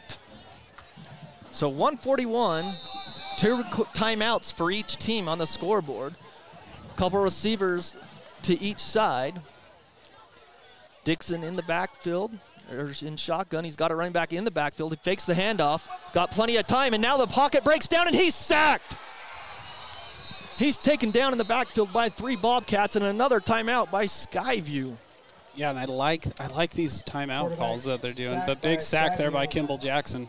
We'll keep it here, a minute 28, 7-6. We've got some score updates we can get to, Rex. I know you've given out a couple, but Wasatch leads Mountain Crest at the half, 7-3. Logan leads Juan Diego, 21-14. Bear River leads Clearfield, 7-0 at the half. Logan, oh, I already gave that one. So let's see. Green Canyon led Park City, 9-7, nearing the first half. And those scores are brought to you by Napa Auto Parts. From Preston to Providence, there are 5 locally owned Napa Auto Parts locations in Cache Valley. Whether you work on your own car or somebody else does, use quality Napa Auto Parts. So a big 3rd down and 14 for Bonneville. A minute 33 on the clock. Skyview has 1 timeout left. So Rex, we assume that Coach Howell will use that final timeout if Skyview can stop Bonneville here on 3rd down and force a punt. Yeah, I mean, your offense is just starting now to click, right? So, I mean, absolutely use these timeouts and see if you can get a chance to put another score up. Ball is on the right hash, going left to right on your radio dial. 3 receivers out to the left, 1 to the right on the short side of the field. Dixon calling for the snap. He gets it. The blitz is on. He throws outside. It is complete for Short. Makes a move. Then he's taken down. And the ball came loose, but they're going to say he was down. The official comes in and says he was down. It's going to be a positive game, but it will still bring up about a 4th and 7. We'll see if Coach Howell uses the timeout or not. Yeah, that's one of the flashier 3.5, 4 yard gains you're going to see. That was a nice juke move out there on the sideline. 5-yard pass play. Be about 4th and 8, and now a timeout Skyview with 1:13. You wonder why Coach Howell, maybe they talked him into it from upstairs or something, and he wasn't sure, but you need, they're going to add some time. I think they're just going to add 1 second to the clock to 1:14. It's a 4th and 8. Bonneville's ball at their own 32, and we believe that they'll punt. So if you're Skyview, you don't want to give up a fake punt here. I mean, if Bonneville really has some guts, they might try some trick play here or something on 4th down. Yeah, and we did just have another score come in, John, from Jessup Insurance and Retirement Services. Medicare is different for everyone. Jessup Insurance guides you through all the appropriate steps and is there for future questions and concerns. Park City 10, Green Canyon 9 at the end of the first half. I'll tell you what, Rex, that's kind of a surprising score. Park City's always got a great program. Coach Montezango up there does a great job with Park City. So it looks like Bonneville's going to punt, but if you're Skyview, you got to make sure that they're going to punt. So Jones back to punt. And then looks like Coach Howell's having a word with the official. There's something he didn't like. Davis Hall standing on his own 30. Looks like they got it cleared up. Well, either that or Coach Howell didn't like what the explanation was, but the official cleared it up. 109. Well, the clock's down to 109. Oh, that's probably what he was angry about. Yeah, he should be. 7-6 Skyview. A high snap. Jones had to go up and get it. And block! Watterson blocks it! And it's picked up inside the 10. Watterson laid out. Played Superman with the block. That's a huge turn of events here in the game. Huge play by Cole Watterson laying out, and you just heard that thing thud his chest protector there. Huge play by Cole Watterson. That could be the bread and butter play of the game. 1:02 on the clock. That's huge right before the half. Skyview, we know already, is in field goal range with that big block. Wow. Came out of nowhere. Skyview has possession. The stadium announcer here needs a new spotter because he's giving all kinds of wrong people the credit out here.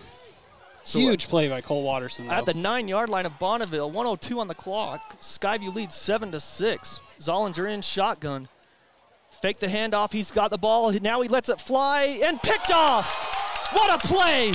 Bonneville Shaw snagged that with one hand. Zollinger's got to just throw that away and learn that you had points. So another job. Great play by Shaw, the Oregon State commit. What a play as he snagged it with one hand. And I guarantee he doesn't have Stickum. That's a great Division I player. I guarantee you that lands on his highlight reel for high school when it's all said and done. What a one-handed interception by Cord Shaw. And if you're Garrett Zollinger, the last thing you can ever do is roll right and throw back to the middle of the field. That's a mistake that he knows, and we'll see. I mean, it's going to be after halftime, I would imagine, but we'll see how Garrett Zollinger responds to that, because I'm telling you, every time Garrett Zollinger makes a mistake, he responds in a big way. What a play by Shaw. That's a fantastic play by him to pick it off where Skyview looked like they had tons of momentum with 53 seconds before the half and knocking on the door, but a big turnover there. Bobcats have turned it over twice. Bonneville's Dixon in shotgun, 1st and 10, takes it. He's going to hand it off to Jones, and he's buried right there at the 7-yard line for no gain. Skyview doesn't have any more timeouts, I don't believe.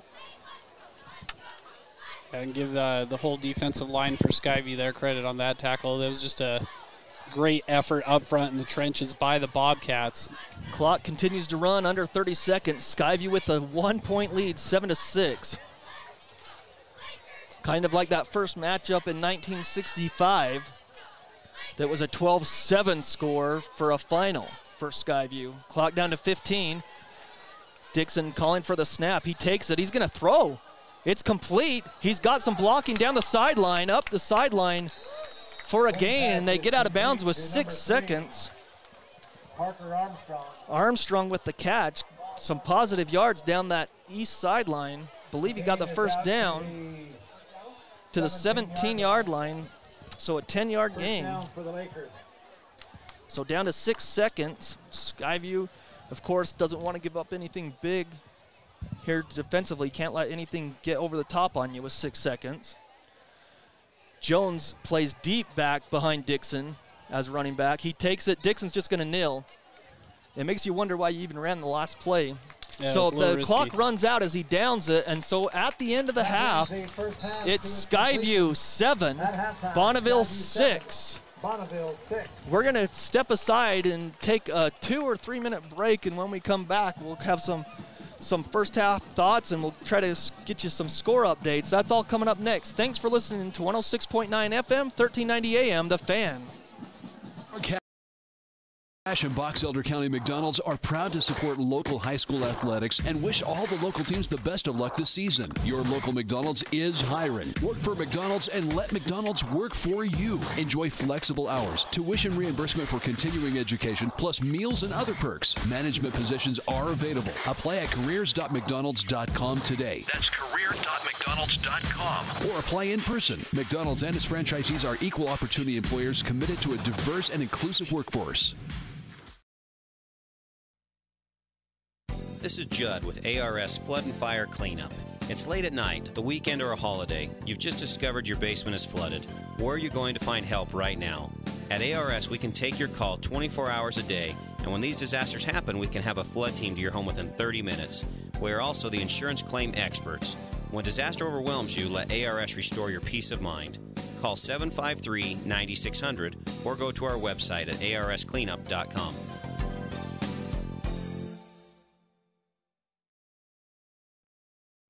Whether you work on your own car or somebody else does, be sure to always use reliable Napa Auto Parts. Find these specials at your 5 locally owned Cache Valley Napa Auto Parts locations. $20 mail-in rebate on any Napa battery. Chevron Dello diesel motor oil, $12 a gallon. Napa 15W40, $10.39 a gallon. Napa diesel exhaust fluid on sale, $8.99 for the 2.5 gallon size. From Preston to Providence, get your Napa know-how. Napa know-how. Napa know-how. At Cache Valley Auto Care, you'll find all the expertise you need to take care of your car, from advanced diagnostics and major repairs to oil changes, tires, brakes, and maintenance. You can count on Cache Valley Auto Care to tell you what needs fixing now and what stuff can wait. So whether your check engine light just went on or it's time for an oil change, now is the time to head over to Cache Valley Auto Care. Because when your car isn't working right, you just need someone who can help make your life a little easier. Cache Valley Auto Care, behind Home Depot on 200 East, 1175 North. If you're in the market for exterior building supplies, you should always go with a company you trust. Coldwater Stone in Tremonton, a division of Castellite in Logan, is a company you can trust. Coldwater Stone specializes in cutting and shaping beautiful natural stone into thin veneers that can be used on wall surfaces, walkways, and more. Coldwater Stone in Tremonton has quickly become the industry leader for natural stone products. Stop into the Tremonton facility or see samples at Castellite in Logan. More information at www.coldwaterstone.com. Coldwater Stone, a natural choice for all your stone needs. The Karen Nielsen Guild Mortgage Team will help you find the loan to fit your life. Guild Mortgage offers hundreds of loan products for a wide variety of borrowers, including first-time home buyers, military families, and rural residents. Guild Mortgage also offers many state, county, and city housing programs that provide down payment assistance. At Guild, they work hard to deliver what matters most to you with a loan that fits your life. Call 435-294-2480 or Google Karen at Guild Mortgage, NMLS 3274 and 80226, Equal Housing Lender. Great bass and graphics. We made you look for quality screen printing, embroidery and design. What's important to you is important to us. We love what we do and it shows every time.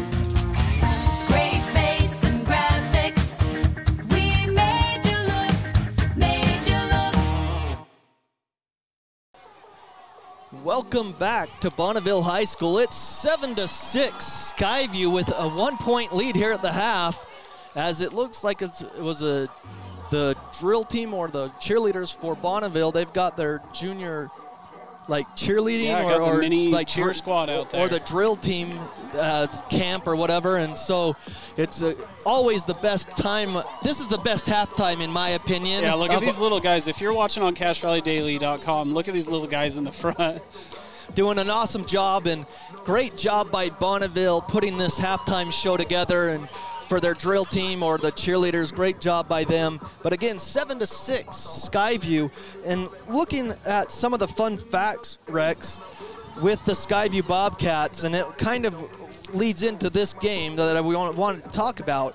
But Skyview had scored in 184 straight games going back to 2005. That's the second longest streak, active scoring streak, to Bingham's 211. The reason I bring that up is because Skyview was held scoreless for more than a quarter and a half. And so we were really trying to figure it out, like, hey, this is in jeopardy here, but Skyview got on the board with that 68-yard pass play from Zollinger to Davis Hall there, nearing the end of the first half. Let me try to see exactly when John, that was. you kind of feel like, too, it was kind of like it was coming, right? Yes. Because we just kept barely missing on, like, the deep ball to Sundstrom, another deep ball to Sundstrom, barely missing. And it kind of felt like Skyview was going to connect on one of those, and they finally did on that last one to Davis Hall. And here's another stat. Get my thing ready here. You'll like this one. Got you. Skyview has scored in double digits in every game since losing to Harriman in the semifinals in 2015. That streak is 61 games right now, is the second current active streak behind Corner Canyon 71.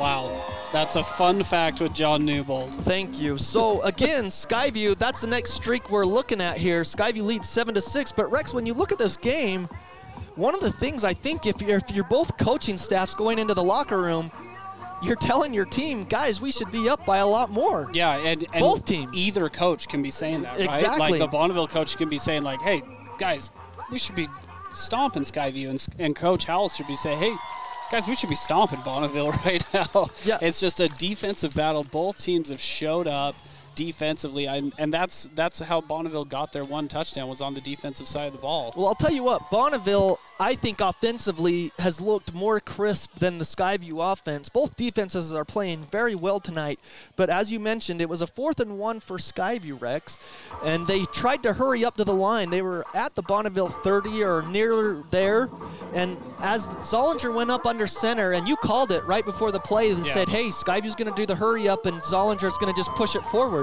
Well, what happened was the ball was snapped, the line went forward, Zollinger moved forward, but the ball stayed on the turf.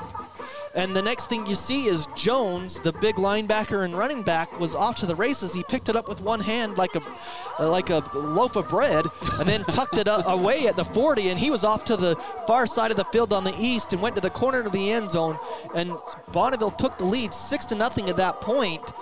And when they took the lead, they missed the extra point. That comes big because that touchdown came at 2:58. How would Skyview respond? They got the ball at their own 17 on the kickoff. And that was another play where Skyview, it was a low line drive that dribbled down, and the returner went down on one knee to get the ball, and as he did, the ball was blown dead at the 17. Skyview had an incomplete pass, but then the next play was there was a personal foul that took him 15 yards up the field for Skyview, and then the 68-yard pass play to Hall. As Davis Hall caught it, he was trying to outrun the defender. He couldn't, and about the 20-yard line, the guy had his jersey, but he spun out of that play and then waltzed into the end zone with 2:26 on the clock. Bonneville would get the ball back with Skyview having the lead 7-6, Rex, and Skyview came in, and Cole Watterson came flying in like Superman out of nowhere on the left side, laid all out like you're taught to do. He got the block. The block sent the ball all the way back to the 9-yard line of Bonneville. But on the next play, Zollinger was looking to the end zone, couldn't find anyone there initially, and then he got the rush in his face, so he just threw it up there, made an uncharacteristic play by the quarterback, intercepted by Shaw, and then Bonneville ended up downing the ball, and that's how the half ended. 7-6 Skyview with the 1-point lead going into halftime, Rex. Yeah, and what a play there by Cord Shaw on that interception. Like, I'm still replaying that in my head, that one-handed pick that was made by him. And what a momentum killer that was for Skyview, right? Because Skyview is right there, able to put some points on. I mean, Kason Erickson is probably going to punch a field goal in, if nothing else, right? If not a touchdown, then Erickson probably punches in to make field goal. Yeah, 10-6. Which is huge in this game. It really is. And because he's so automatic on extra points, so you knew the field goal was going to go in. Right. But Zollinger just had a lapse of judgment there. We know how solid he has been, and you've pointed it out so much, Rex, during this season, even though it's early, is that every time Zollinger makes a mistake, he's like Jordan Love. He makes a mistake, doesn't like fret on the sideline. He comes back out, stands up strong, and makes the right play. It's in quarterback terms, it's a goldfish mentality, right? It's like a 10-second memory. So if Garrett is in there dwelling on that interception right now, I promise you he's going to come out and play poorly. But I promise you he's not, because I've seen this kid respond to adversity. Garrett Zollinger's a mentally tough quarterback, and he's going to come back out here, and I think Coach Howell's going to right the ship here a little too, right? Because if you're a Skyview fan, which obviously we are, you feel like, man, we should be stomping Bonneville right now. This shouldn't even be a game. But like we said, John, if you're Bonneville, you could be saying that too. Yeah, and if you're Skyview, though, you really feel like you should be up 14-6 at this point, because when you block a punt and get the momentum your way on the 9-yard line, that's just points that you just can't give away, because Erickson's automatic, even if you go up 10-6. That was a huge interception by Shaw, but he is a commit to Oregon State. He snagged it with one hand. It's just an outstanding play, because even if Zollinger, maybe it wasn't the right play, a lot of other linebackers in the state aren't making that interception. They're dropping the ball. He snagged that with one paw. Yeah, and honestly, it was almost like a fingertip interception too. So. Yep, it really was. So we're at the half, 7-6. Erickson's out on the field trying extra points as he warms up. The tradition with his dad, Casey Erickson, and his sister. His older brother's out there too. I have forgotten his sister's name, but that's all right. I'm trying to give her credit, but we I try don't to give remember. the Erickson family a shout out every time. So. Shout out to Wyoming. Shout out to Wyoming. They're listening too, and we appreciate everybody listening here on 1390 AM, 106.9 FM The Fan. You can download the 106.9 The Fan app, mobile app, and always listen to our games. And also, you can watch the video feed on CashValleyDaily.com. We appreciate Shane Larson and the Skyview coaching staff for providing the video feed for us and helping us out get connected, because, hey, and we appreciate all the listeners having patience with us. You know, we had some rough spots last week at Skyview in the Harriman game on our video feed, but we think we got it locked and loaded this week, and appreciate our engineer back in studio. Kevin does a great job. Eric France and Phil Wright, they all help us out, and we appreciate all that they do. So we're going to step aside as it's halftime here in Bonneville. Skyview with the lead, 7-6. We'll take a 2.5-minute break and come back right after this. Jessup Insurance and Retirement Services, let us guide you. Jessup Insurance has a local office with professionals that understand all the Medicare plans available to Utah and Idaho citizens. They simply make Medicare understandable at no additional cost. Call Jessup Insurance 435-213-3200 or Google Jessup Insurance. Jessup Insurance and Retirement Services. Let us guide you. Managed IT with Les Olson Company gets you more than just back to business. You'll get back to expert network support and cutting-edge security. You'll get back to time-saving document management. You'll get back to peace of mind with disaster recovery and robust data continuity. Do more than just getting back to business. Get back to greatness with Les Olson Company. Get your free consultation at lesolson.com. Les Olson Company. When it's important to make an impression, call on the Logo Shop. They specialize in designing and customizing your logo onto t-shirts, golf shirts, jackets, and hats. Your logo will look great on name brand apparel from Nike, Travis Mathew, OGO, North Face, Under Armour, and Carhartt. The Logo Shop can put your logo on literally thousands of items: pens, water bottles, mugs, travel accessories, outdoor gear like Yeti coolers. Call on the Logo Shop and check out the possibilities. The Logo Shop. Logo stuff. The Logo Shop. Sack lunch, picnic lunch, business lunch. There's nothing better or more satisfying than the lunch special at Old Grist Mill. It's lunch the way Mother Nature intended. All natural bread, the perfect amount of meat, veggies to your liking. And then it only gets better with your choice of a fresh-baked cookie, chips, and drink. You know what we're talking about, that famous Old Grist Mill lunch special. Get your made-to-order special at the South Logan, and now Smithville locations. Old Grist Mill, here for you. Your Cache and Box Elder County McDonald's are proud to support local high school athletics and wish all the local teams the best of luck this season. Your local McDonald's is hiring. Work for McDonald's and let McDonald's work for you. Enjoy flexible hours, tuition reimbursement for continuing education, plus meals and other perks. Management positions are available. Apply at careers.mcdonalds.com today. That's careers.mcdonalds.com. Or apply in person. McDonald's and its franchisees are equal opportunity employers committed to a diverse and inclusive workforce.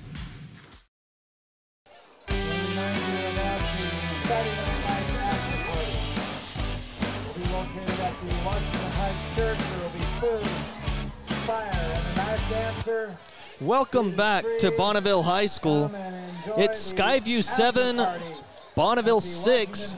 John Newbold, Rex Davis here with you, and thank you for listening to Skyview football here on the Fan.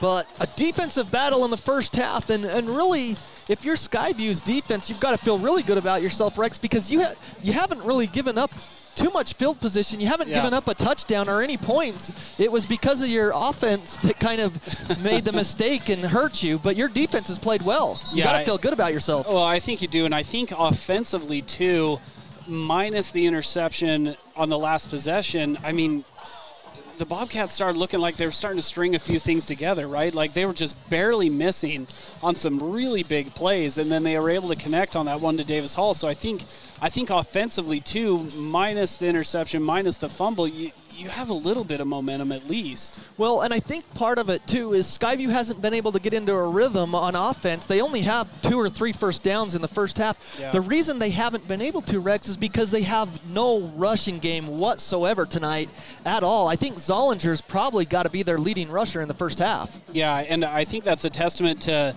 Bonneville's defensive front. I mean, Thomas Turpin, number 55, if you're watching on CacheValleyDaily.com, Turpin is a big, strong kid, and, man, he is out there making tackles. You also have the running back, Carson Jones, out there, as well as Hukina Kailiaponi out there. And, I mean, they're just – this defensive front is stout for the Lakers. Yeah, they really are, and so it's just been a defensive battle. And like we mentioned, all the points came within the last 3 minutes of the first half. Bonneville scoring on that fumble recovery.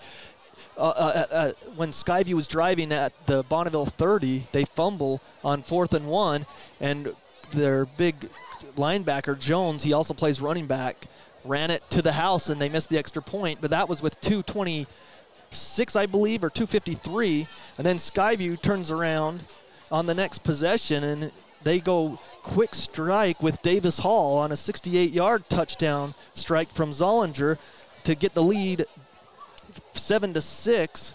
And that happened right at 2:58. Bonneville scores in the first half, and then Skyview at 2:26 in the first half. And then Skyview, with the blocked punt by Cole Watterson, had an opportunity to put more points on the board, but then the interception by Shaw that Zollinger threw for the end zone. So stay tuned post game. We'll have our McDonald's player of the game. Visit your local McDonald's for pickup and drive-through. And also, we need to talk about the Old Grist Mill, their bread and butter play of the game. Muffins, scones, bagels, cheese bread, sweet rolls, baked fresh daily. And my wife and I had lunch at Old Grist Mill today.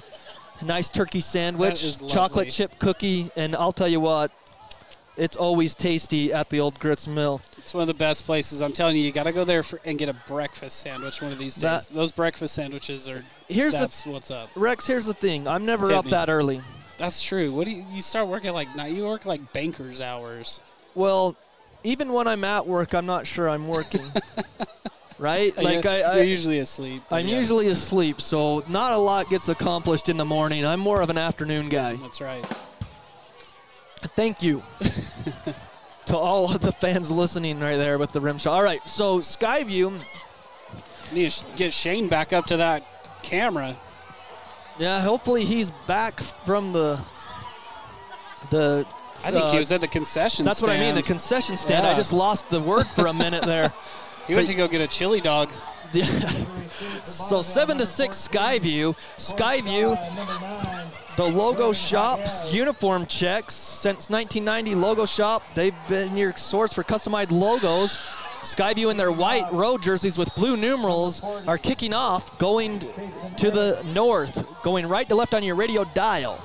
Erickson to boot it away to start the second half, and he boots it, and it's going to go out of the end zone, and it will be a touchback for the Bobcats, and Bonneville will start at their own 20. So now the question is, what adjustments do the coaches make? We'll have to see. Skyview's defense has been playing pretty good.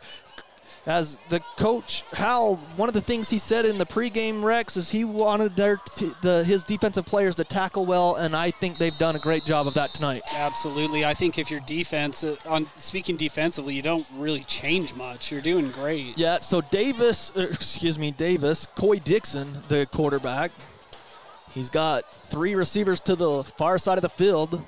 He's going to take the quarterback draw and go up the middle, and he's pounded by 2 Skyview players who defensively just kind of smashed him in a sandwich there. Yeah, Cameron Carling as well as I think it was Izzy Torres right there in the middle making the play there for Skyview. 2-yard rush, so it'll be 2nd down and 8 for the Lakers. Just starting the second half, opening drive for the second half, 7-6 Skyview leads. Jones is actually right behind Dixon this time. Skyview sends a blitz. They're blitzing from the corner, but Jones runs away from that side on the play. It was just a design play to the right. The blitz was coming, to the left, and the blitz was coming from the right. But he gained 2 more yards, so it'll be a long 3rd and 6. Yeah, when you're an offensive coordinator, you love seeing the blitz come from the opposite side of the play. It's like a breath of relief if they don't dial up the blitz right where you're going. Yeah, the linebackers for Skyview on this short side of the field and the defensive line really held true to knock him down for a short gain. So 3rd down and 6 from their own 24 for the Lakers. Jones on the left hip of Dixon. Dixon takes a snap. He's going to pass. He's rolling out to the left side. He's got room. He's going to run now, and he's got the first down. Great run by Dixon. He needed 6. He got 7. He's quick, too. When you get Dixon in space over there, I don't know if he's fast per se, but he's quick. I mean, he makes these quick little movements out there, and that's a nice run there by the Bonneville quarterback. Well, if he was a running back, you would call him a scat back. Yeah, like shifty. Yeah, small absolutely. And shifty, low to the ground. He gets those hips, and then he just digs those cleats into the turf and punches it forward, and he got 7 yards on the first down up to the 31-yard line, 1st and 10 for Bonneville on the opening drive. He's going to hand off to Jones, and Jones is met in the backfield and taken down for a loss back to the 30. That's Izzy Torres coming up there and making the play. So a 1-yard loss on the Torres tackle for the loss. So Jones bottled up that time. Izzy Torres was there, and then there was a couple other players for Skyview to kind of clean it up. 2nd down and 11, 2 minutes into the second half. Skyview leads 7-6. So same formation, 2 receivers to each side. Jones right behind. Now he goes in motion, so Dixon will have an empty backfield. He takes a snap. He's back to pass. The blitz is on. He throws over the middle. He's got a man, and it is caught. That's Jaquez. Great defense by Davis Hall, but Davis Hall couldn't lodge it loose as Jaquez got it, and then he pointed for the first down. The official warned him, but he made it down to the 40-yard line. Big play. And that's honestly pretty good coverage by Davis Hall on the play, too. That's just a good ball and a good catch for Bonneville there. 6th play of the drive coming up for Bonneville. Clock down to 9.5 minutes in the third quarter, 7-6 Skyview. 2 running backs in the backfield for Dixon. 1st and 10 at the Skyview 40. Man in motion. Now Dixon's going to run it from the right side. That should be a hold. They got away with it, and then he's stacked up after a short gain of 1 or 2. You saw one of the offensive linemen grab the shoulder pad of the Skyview player and throw him. Yeah, and Blake Bishop made a really good play there. I mean, we've called Blake Bishop a few times today, but that's a nice job to get off of that. Oh, did they get the penalty? Is that why they're booing? Well, there is a penalty marker down. I think it's going to be on Bonneville. But let's see, it could be on Skyview. There was a scuffle afterwards. It's holding on Bonneville. That's why Davis Hall got held. And it's a spot foul. So, and it was right at the line of scrimmage, so maybe they did call the one that I saw. So it will take it back to the 50 from the 40. So negate that play. It's a spot foul. It was only a short gain anyways. But I'll tell you, if there was one part of Bonneville's game that's got a kink in the armor, it's their penalties. They've got at least 7 tonight. Yeah, absolutely. And they've happened at big times for them. 1st and 20 at midfield, going to the south. 2 receivers to the far side of the field. Dixon takes the snap. He's going to hand it off to Jones, and Jones breaks 1 tackle and takes a man forward up near the 45-yard line of Skyview. There was a Bobcat in the backfield, Rex, but they tackled him too high. Yeah, Cordell Pond, I mean, he came almost untouched on the play there, but unable to bring him down in the backfield. So 7th play of the drive coming up, a 5-yard rush, so it'll be 2nd and 15 from the Skyview 45. Clock down to 8:38 in the third quarter. Skyview leading 7-6. 2 receivers to the left, 1 to the right. Dixon in the backfield again in shotgun. He takes the snap. He's back to pass. The blitz is on. He rolls out to the left side. He's still running with it, and he gets out of bounds and stops the clock. He's short of the original line of scrimmage. He got from the 45 to the 41, so a 4-yard rush there, and it'll bring up 3rd and long for Bonneville. Skyview blitzed right up the middle that time, Rex, untouched. Yeah, and that's a heads-up play I wanted to point out on the sideline here, John, by Jackson Sundstrom. I mean, he could have went and teed off on Dixon right there, right?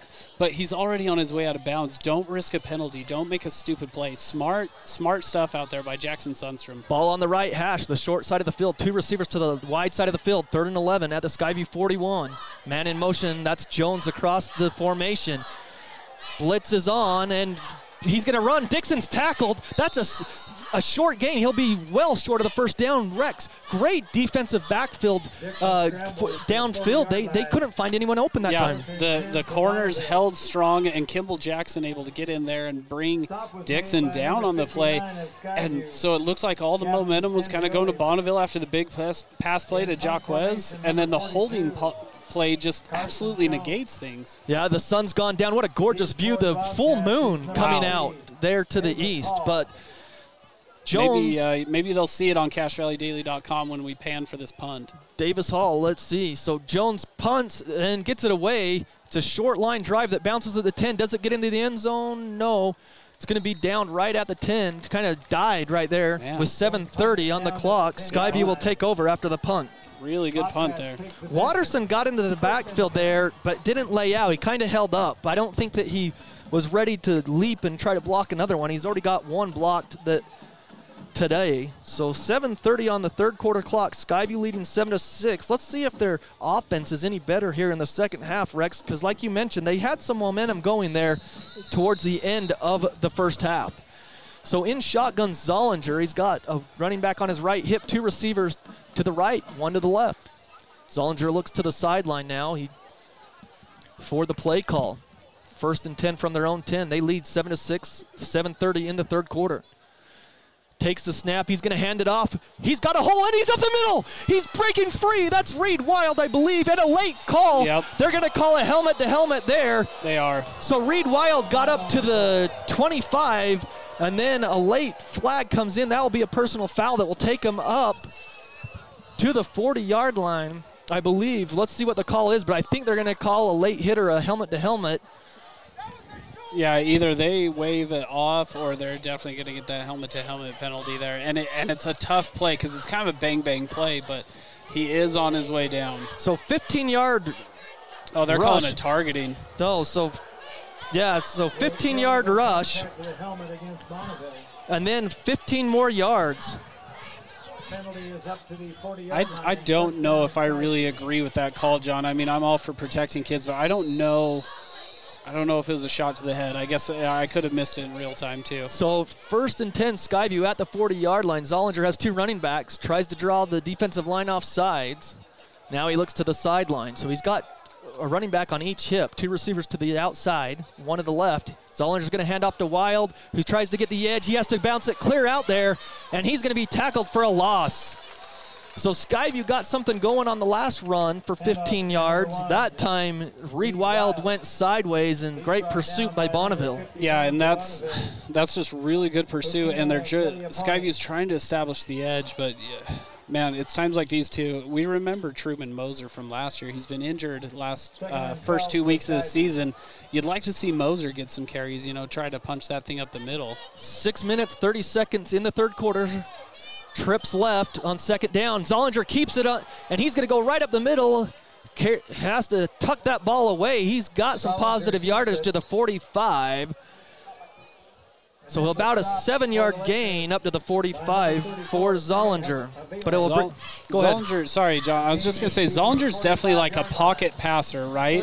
He's not that hyper-athletic player, but when he does these zone reads like that, he reads them right. 3rd down and 5 for the Bobcats at the 45. They need to get to midfield for the first. 3 receivers to the left. Ball is in the middle of the hashes. 1 receiver, Sundstrom, is all alone on the wide side of the field, or I guess it's not the wide side, the east side of the field. Zollinger in shotgun. He's got a running back on his right hip. 3 receivers to this side of the field. Zollinger's looking left the whole way. He throws in and out of the hands of Davis Hall. The timing's just not there. Yeah. Davis Hall was at the 49-yard line wide open, but Zollinger was on the seat of his pants, and maybe that's why he had to throw it a little behind Hall. It's a little behind, too, but, I mean, you got to catch that ball with your hands, right? You can't let that ball go all the way into your shoulder pads like that. That's a 1st down if you make that catch. So it's a 4th down for the Bobcats. They got up to the 45, but it looks like they're setting up for a punt on 4th and 5 with 5:38 in the third quarter. 7-6 Skyview, a low-scoring game. Sundstrom to punt. They've got 2 receiving backs at the 15, and Sundstrom is going to punt it away. And a good line drive as he backs him up to the 10, but that's Jaquez. He returns it. He breaks free. A flag comes out late. He's still on his feet to the 40. He's going to take it all the way to the house. He's to the 30, the 25, 20, 15, 10, and he is touchdown, but there's a penalty marker back at the 15. It's coming all the way back. Yeah, it absolutely is. And the clock's still running, and it shouldn't be running. There was a little bit of a collision back there, and I saw Skyview and Bonneville players go flying, but they called the penalty. Yeah, it's going to be an illegal block or something, but Jaquez had a 50-yard kickoff return for a touchdown towards the end of the Ridgeline game, Rex, and he takes this punt about 85 yards for a touchdown, but they're going to bring it back. He is electric when he gets that ball in his hands. Yeah, Jordan Jaquez, a senior wide receiver and kick returner. And it looks like it's going to be called back. So 5:07 on the clock. We'll wait for the call. Rex, do we have any score updates maybe? Yeah, we do. Sorry, John, I was just pulling those up. So our associates don't like to put the teams in there. They like to just put the scores. So I don't know who's beating who. Well, what do we got? Okay, so 28-3, that's Wasatch over Mountain Crest. Okay. You have the contact. I don't have AJ's contact. Oh, okay, so 28-3. that was in the 5:11 in the third quarter. Mountain Crest actually led 3-0. So now we're going to get the call. Green Canyon leads Park City 19-10 with 2:52 in the third. It's going to be a block in the back, I believe, as they're talking to Coach Avuvai. Geez, just painfully long to call this. Yeah, I mean, it was a block in the back. I don't know. Oh, they're calling a touchdown. It's a touchdown. Wow, they had to have waved the flag off. Well, they waved the flag off. I don't know how you can wave it off. Yeah. I really don't. But the touchdown will, the punt will count. A 93-yard touchdown return of a punt for the Lakers. So the Lakers lead on the punt return for a TD. We'll have to, I mean, we don't get an explanation up here, but that's kind of screwy to take that long, and they're going to go for 2, Rex. Yeah. 12-7 with 5:07, and they missed their extra point, so they're going for 2 here. Now Coach Howell's on the field and wants an explanation. Yeah, you can't blame him either, because I think we're all a little baffled, even the Bonneville faithful over here, a little baffled as to what happened. Dixon, is that Dixon, or that's Queston Fielding, the backup quarterback. He's out there, and it's just him in the center. They've got 3 receivers to the right side, and then the line is all to the left side. So we'll see what they do on this 2-point conversion. He sends someone in motion. It's the fly sweep, and Skyview snuffs it out, knocks him down as they were going left to right. Didn't have anything going on the extra point. Havili got knocked down, the junior. So we'll take a 30-second break and be back. It's Lakers 12, Skyview 7. This is Judd with ARS Flood and Fire Cleanup. It's late at night, the weekend or a holiday. You've just discovered your basement is flooded. Where are you going to find help right now? At ARS, we can take your call 24 hours a day, and when these disasters happen, we can have a flood team to your home within 30 minutes. We are also the insurance claim experts. When disaster overwhelms you, let ARS restore your peace of mind. Call 753-9600 or go to our website at arscleanup.com.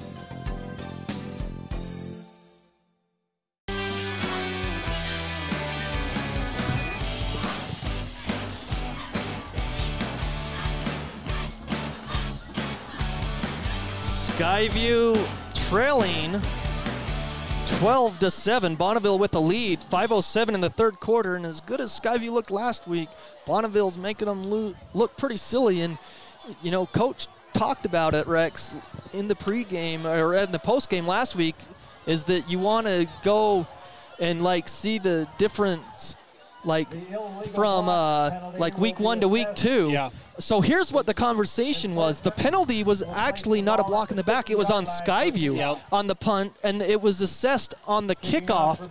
And so that's what the long discussion was.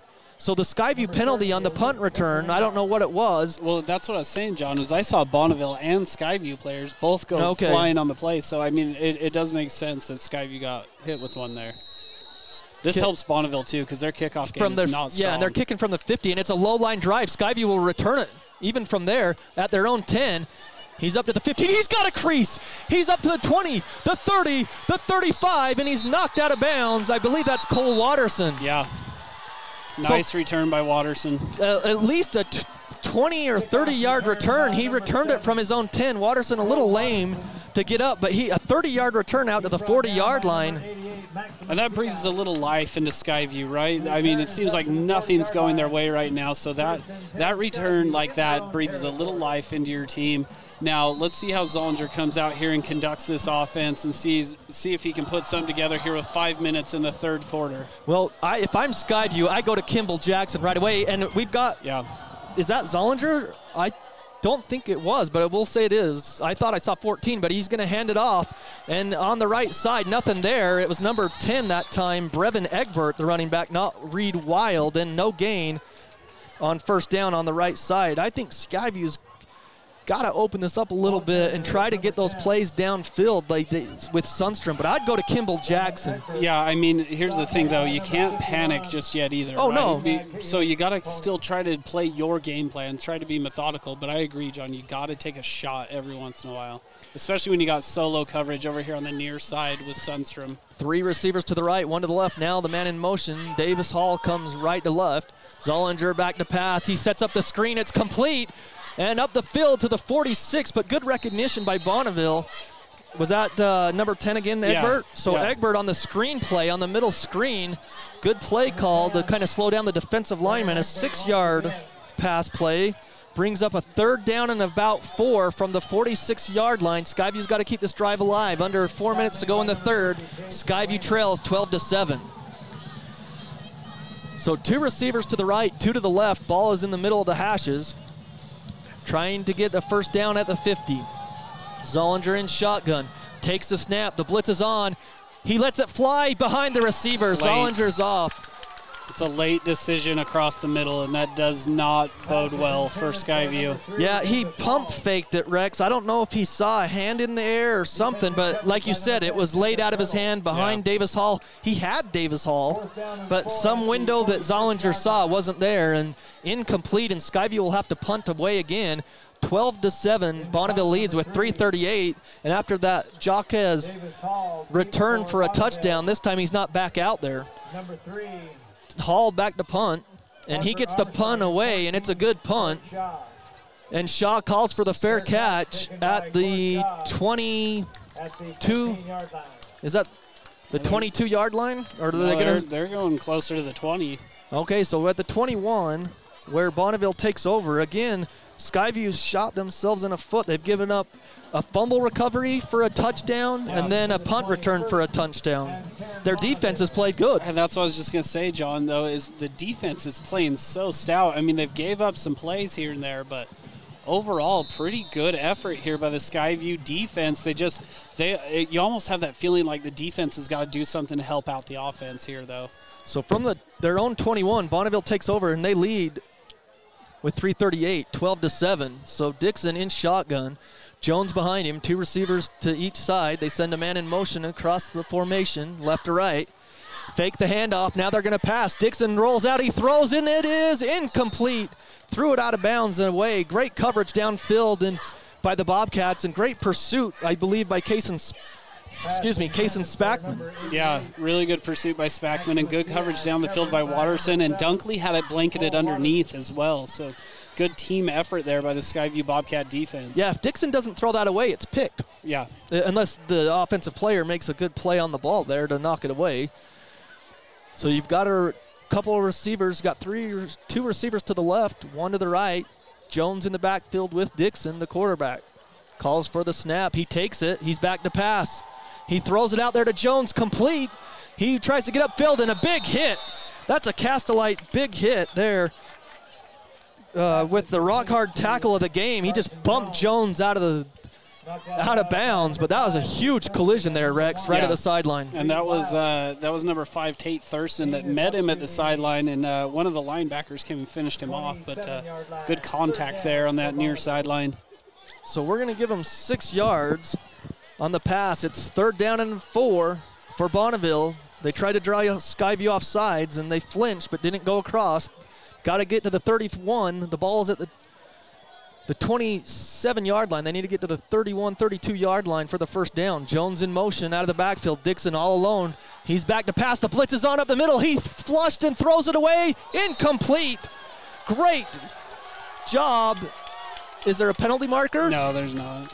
There is a penalty marker, I think, in the backfield for a late hit. Oh, okay. I was watching over here on the sideline thinking PI call, but well, let's see. I think it's going to be. It is, and no, it's intentional ground.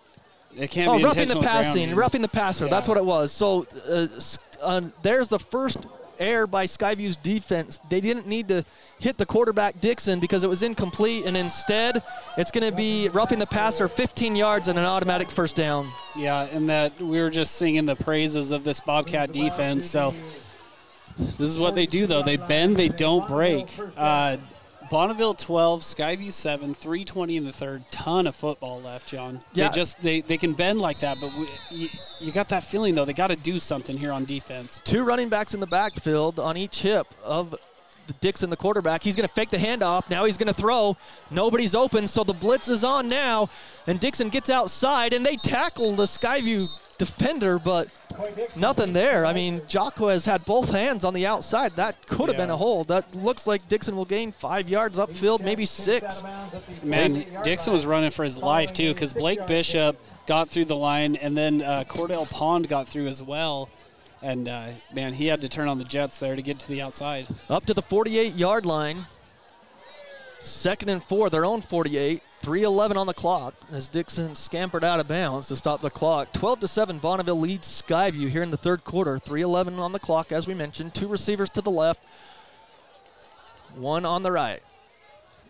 Dixon back to pass again. He got pressure up in his face, and he breaks free. He's going to run to the outside of the field. He's got a block. He's got the first down across the 50. For the first down across the 50 to the 48 before he's taken down.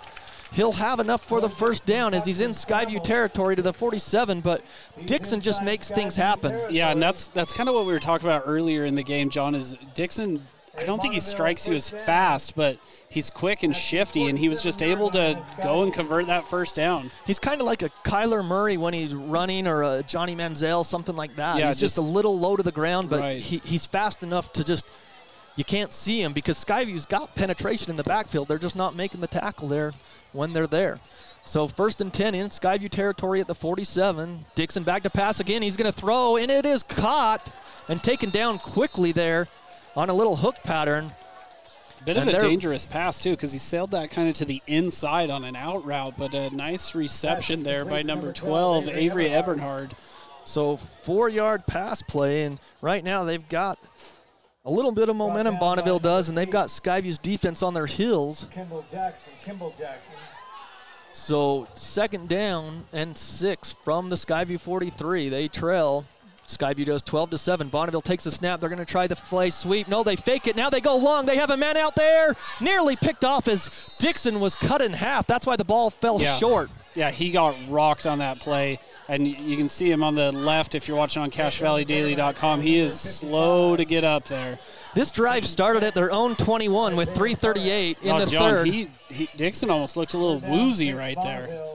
And so with 2:09 on the clock, they're at the Skyview 43. They were aided on a 3rd down play, a personal foul roughing the passer, and then Dixon just got rocked there.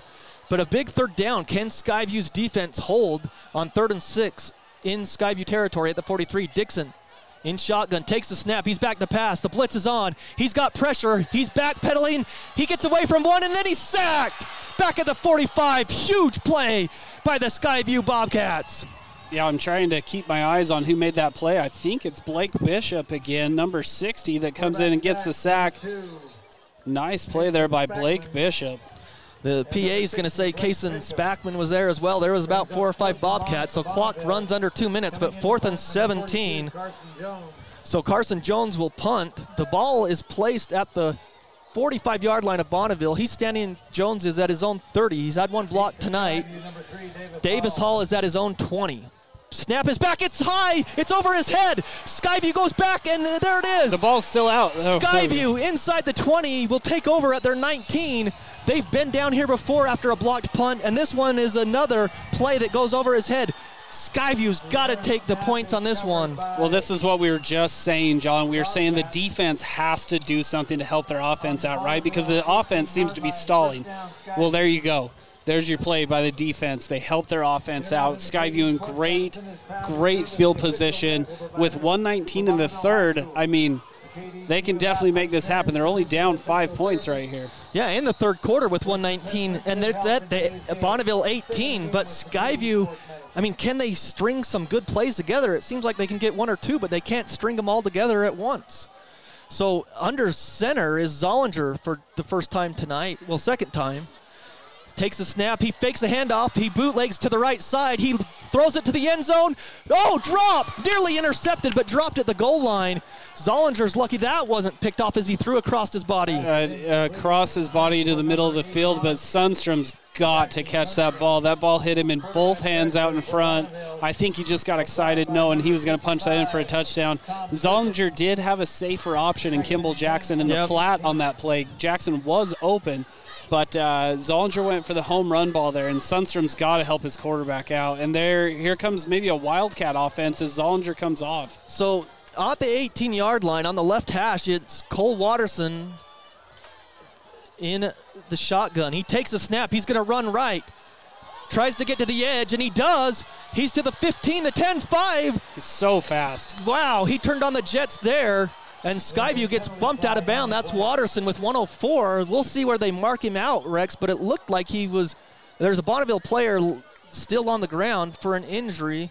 Oh, it's a holding on Skyview. So there's a penalty marker on the far side of the field. We couldn't see it, but it's a hold on Skyview. It's a spot foul, and it looks like it's downfield as the Bonneville player is clear on the other side of the field, so we don't know what the injury is. He's kind of grabbing at his leg. So it's 12-7, but it's a hold on Skyview. So a great play out of the run, but it's a spot foul. So it was downfield like at the 12-yard line or 13-yard line, and it goes back 10 yards to the 23. So again, Skyview trailing. Again, Guild Mortgage. Guild Mortgage will help you find the loan to fit your life. Select from hundreds of loan products tailored to your situation. Call Karen at Guild Mortgage or call them at 435-294-2480. Karen Nielsen will help you out at Guild Mortgage. So let's see if we have any score updates. Yeah, I was trying to tell. I mean, our associates are just so bad at giving actual names of teams and what the score Bear is. River. So let's see. Bear River and Clearfield are playing at Clearfield. Clearfield leads 20-14 over Bear River. Mountain Crest is going into the fourth quarter. Exactly. The last score we had was Wasatch 34-7 over the Mustangs in Hiram. They were 0-1. Skyview will be on the road at Rigby High School next week. I don't want to drive there. That's why I'm thinking next year. Rigby High School, the Trojans are a great program. They've got a new coach. He's in his third year. They won the state championship 2 years ago, and then against Coeur d'Alene, I think in triple overtime or something. And then last year they lost in the championship game. So they've been to back-to-back state championships, a great program there. It's a quality matchup. You're talking a Utah team that's been to back-to-back state championships, an Idaho team that's been to back-to-back. Yeah. Like, that's a great schedule right there. Well, good news is the Bonneville player is walking off the field on his own power, so hopefully it's not a serious injury. I mean, he was grabbing at his leg. Hopefully it's just something like a cramp or something like that. Yeah. We don't know, but he is walking on his own power, so that's nice to see. It's Kylie Pony. He's big linebacker for Bonneville, and the kid's everywhere. We haven't called his name much, but he's in on every play, and it's unfortunate for Bonneville to have a leader like that go down. So 1 minute and 4 seconds here in the third quarter, 12-7 Bonneville. Skyview trying to get something going. They're inside the 25 of Bonneville. They're at the 23 on a second and long. So Zollinger back in, 2 receivers to each side. Ball on the right hash. Zollinger takes the snap. He's back to pass. He throws. It's complete up the sideline. I believe that's Kimball Jackson that gets bumped out of bounds. It should bring up a 3rd down and about 5. Yeah, nice little pitch and catch there. I like that play call because it's going to build a little confidence in Zollinger. It seems like it's been a little while since we've seen him complete something big, so I like that play call there. So from the 24, they're going to mark it at the 15. So a 9-yard pass. It's 2-down territory, in my opinion. 3rd down and 7, maybe not, though. 3rd down and 7 at the 15. They need to get down to about the 10, I believe. It's hard to see on the east. It's really hard to read from here, but yeah, I think it's right around the 10. Yeah, and so Zollinger puts the running back on his left hip, 3 receivers to the left side. Zollinger back to pass. He throws for the end zone. Caught! Touchdown, Skyview! Yes! It's Sundstrom, I believe, the lone receiver on that right side as Skyview explodes on the sideline. Their cheerleaders from... What is that? From 15 yards out, we'll call it a touchdown for Skyview, and they take the lead back. Nice play by Jackson Sundstrom, man. What a way to answer it, though, right? Because Jackson dropped that ball in the middle of the field that he should have caught, and I love the confidence to go right back to him, get him a touchdown. Great play there by the Bobcats, and here comes Automatic Erickson. So 13-7, Skyview leads, but they'll kick the extra point here, and they keep that double-digit streak alive with the touchdown. Erickson for the extra point. Snap is back. High snap. It's down, and the kick is good. as high as that snap was, it's amazing that Davis Hall got the ball down. 14-12, Skyview with a 2-point lead with 51 seconds of the third quarter. We'll take a 30-second break and be back right after this. Whether you work on your own car or somebody else does, be sure to always use reliable Napa Auto Parts. Find these specials at your 5 locally owned Cache Valley Napa Auto Parts locations. $20 mail-in rebate on any Napa battery. Chevron Dello diesel motor oil, $12 a gallon. Napa 15W40, $10.39 a gallon. Napa diesel exhaust fluid on sale, $8.99 for the 2.5 gallon size. From Preston to Providence, get your Napa know-how. Napa know-how. Napa know-how.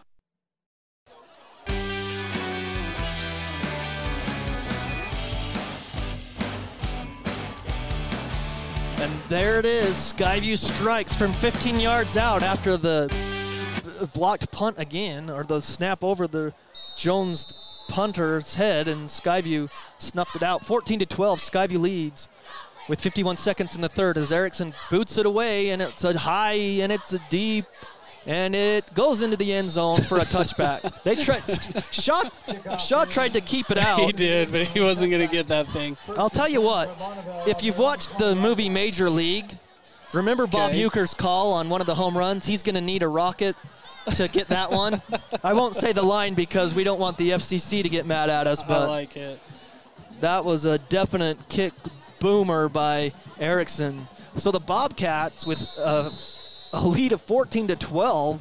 This third quarter's taken forever. That's what I was just thinking, like, is it still only the fourth quarter? Yeah, you would think it would be the fourth, but we still got a whole nother quarter to play. Third quarter, excuse me. 14-12 Skyview. Defense has played pretty well tonight for the Bobcats. Their offense struggling against this good Bonneville defense.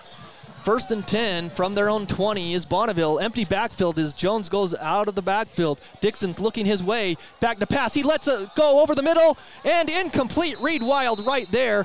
He couldn't locate the football, but he was stride for stride with the running back or the slot guy there, the Williams. If he could have located the football, he would have had a pick. Yeah, and that was good coverage there. And like you said, John, he couldn't quite locate it, but he was able to throw his hands up, deflect that, throw the receiver off just enough to make that thing fall incomplete.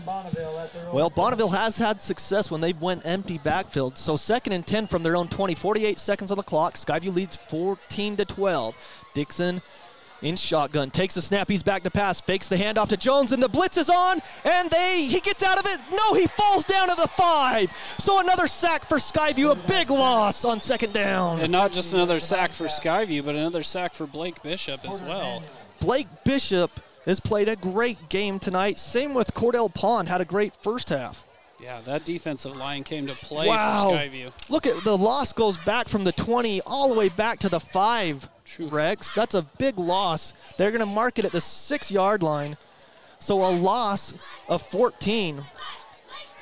Down to the 6, 3rd and 24. Skyview, don't give up a first down here. 3rd and 24. Dixon on the heels of the touchdown. He's going to throw over the middle. Nearly picked off. Incomplete. Davis Hall, the safety, was right there. Great coverage. Again, they tried to hit Williams down the seam, but good coverage for Skyview with 19 seconds. Yeah, and Watterson dove for that ball. He just wasn't quite able to pick it off. It looked almost like a little bit of a miscommunication, didn't it, John? It looked like it didn't quite jive there for Bonneville. I'll tell you what. Now, you look at this situation. Cole Watterson's blocked a punt, Rex. Yeah. The last snap went over the punter's head. Right. And usually when that happens, the next one's a dribbler. And the punter is going to have his heels on that white line. Yeah, Jones is standing on the back of the end zone. And Davis Hall is standing at midfield. Skyview needs to seize the opportunity. Yes. You've got blood in the water, Sharks. Right. Let's take advantage. So let's see the snap. We're awaiting it. Jones on the heels of the goal line. It's a great snap, actually. Punt is away. It's a high, short one. Hall says get away, and he's great job as it lands on the 40 and bounces sideways. It will go to the 43 of Bonneville. Skyview's got great field position. Let's cash in. Yeah, and this is the time. Okay, we just scored a touchdown. Sundstrom from Zollinger on last possession. Go put another one up here. 9 seconds left in the third quarter. So Skyview starts at the 43-yard line of Bonneville with 9 seconds left in the third, and they lead 14-12. This is the time, Skyview. Show what you're all about. You're the back-to-back 4A champs. Take advantage of this great field position. They have had some miscues on offense. Trips left, one receiver right for Zollinger on 1st and 10. He's back to, takes the snap, handoff, is up the middle. He breaks free and drives his way inside the 40 to the 38. Was that Egbert again? Yeah, that's Brevin Egbert with the carry. And that's the end of the third quarter. A good run to the 38. So we're going to take a 1-minute break. It's the end of the third quarter. It's Skyview 14, Bonneville 12. 1-minute break here on the Fan. After 3. At Cache Valley Auto Care, you'll find all the expertise you need to take care of your car, from advanced diagnostics and major repairs to oil changes, tires, brakes, and maintenance. You can count on Cache Valley Auto Care to tell you what needs fixing now and what stuff can wait. So whether your check engine light just went on or it's time for an oil change, now is the time to head over to Cache Valley Auto Care. Because when your car isn't working right, you just need someone who can help make your life a little easier. Cache Valley Auto Care, behind Home Depot on 200 East, 1175 North.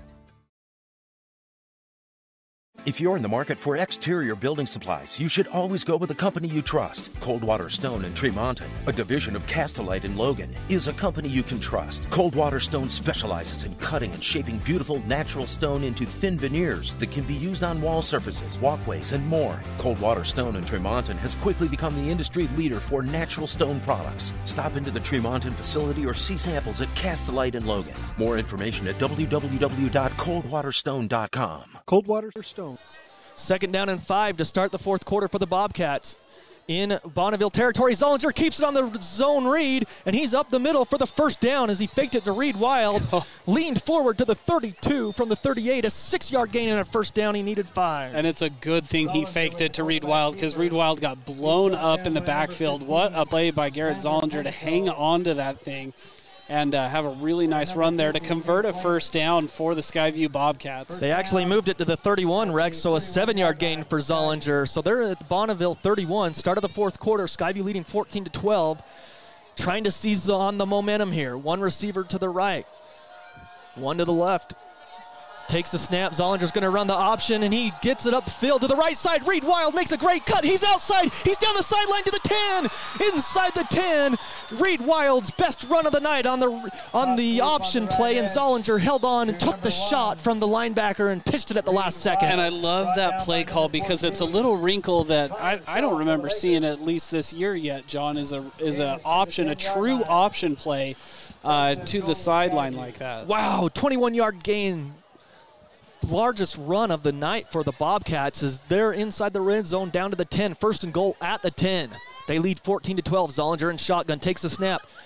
He's going to keep it. He gets away from one tackler, and then he's bowled over by about 3 Bonneville players, and he'll lose a yard back to the 11, I believe. He faked the handoff to Wild on that read option, but Bonneville wasn't fooled that time. Yeah, this time Bonneville knew exactly where the ball was, and they were able to contain Garrett Zollinger defensively there. So 2nd down coming up, 2nd and goal from the 11. Skyview leads 14-12, 10:45 left in the game. 3 receivers to the left side of the field. The ball's on the right hash. Sundstrom, the lone receiver on the right side. All alone, one-on-one coverage out here on the right side, the short side of the field. Zollinger takes the snap. He's going to look right to Sundstrom. It's complete to the 5. He tries to break a tackle, dives forward to the 3. Great effort by Sundstrom. He's got a big frame like his dad, Dan. He just leaned forward, got to the 3, an 8-yard gain. And that's good one-on-one. You had mentioned before the play, John, that Ryan Park, number 19, was out there ISO. He was in solo coverage on Sundstrom. That was a way to hang on to him there. But Sundstrom, man, I love that call to just hurry and get it out there in his hands on the side. 3rd down and goal at the 3-yard line for the Bobcats.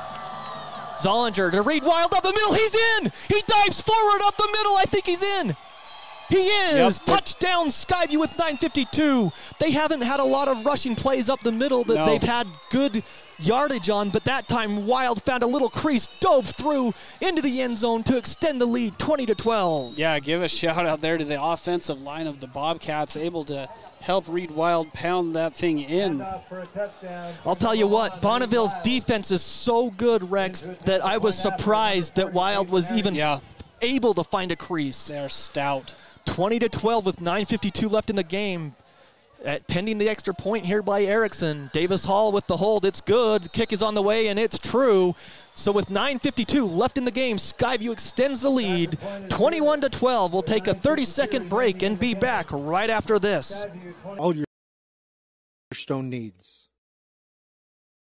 The Karen Nielsen Guild Mortgage Team will help you find the loan to fit your life. Guild Mortgage offers hundreds of loan products for a wide variety of borrowers, including first-time home buyers, military families, and rural residents. Guild Mortgage also offers many state, county, and city housing programs that provide down payment assistance. At Guild, they work hard to deliver what matters most to you with a loan that fits your life. Call 435-294-2480 or Google Karen at Guild Mortgage, NMLS 3274 and 80226, Equal Housing Lender.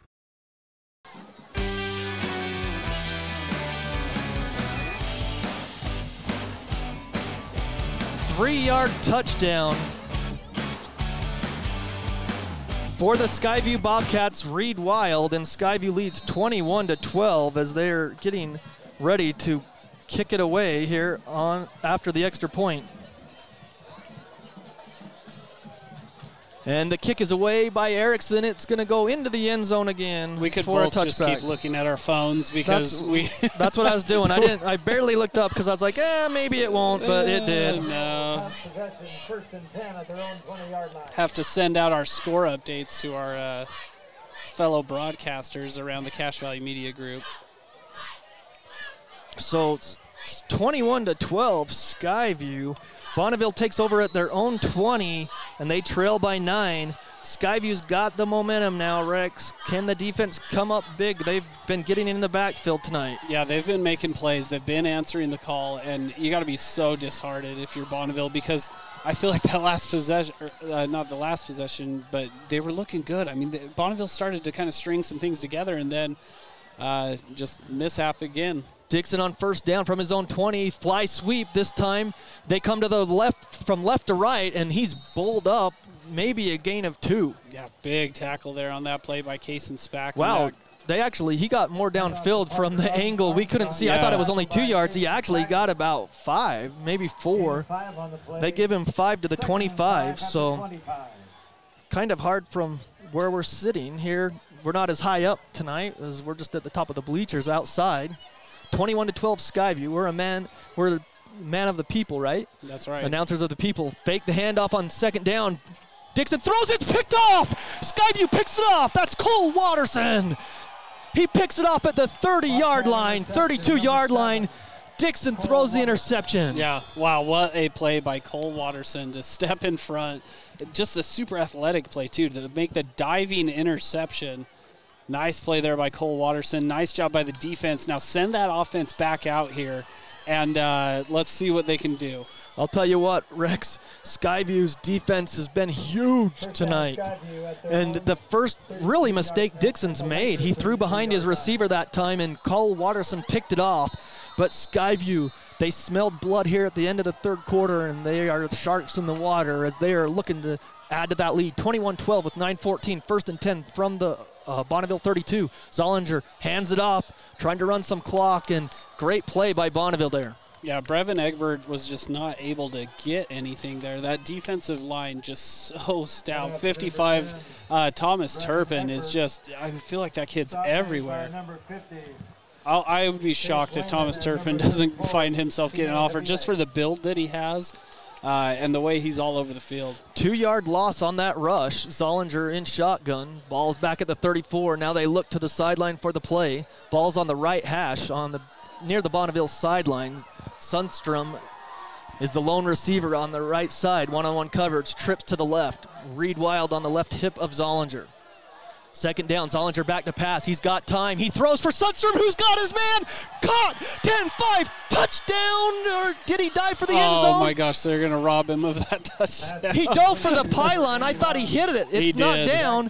They're going to say he's down, stepped out at the 2-yard line. And he could have. He could have put a foot out there. But, man, what an effort by Sundstrom.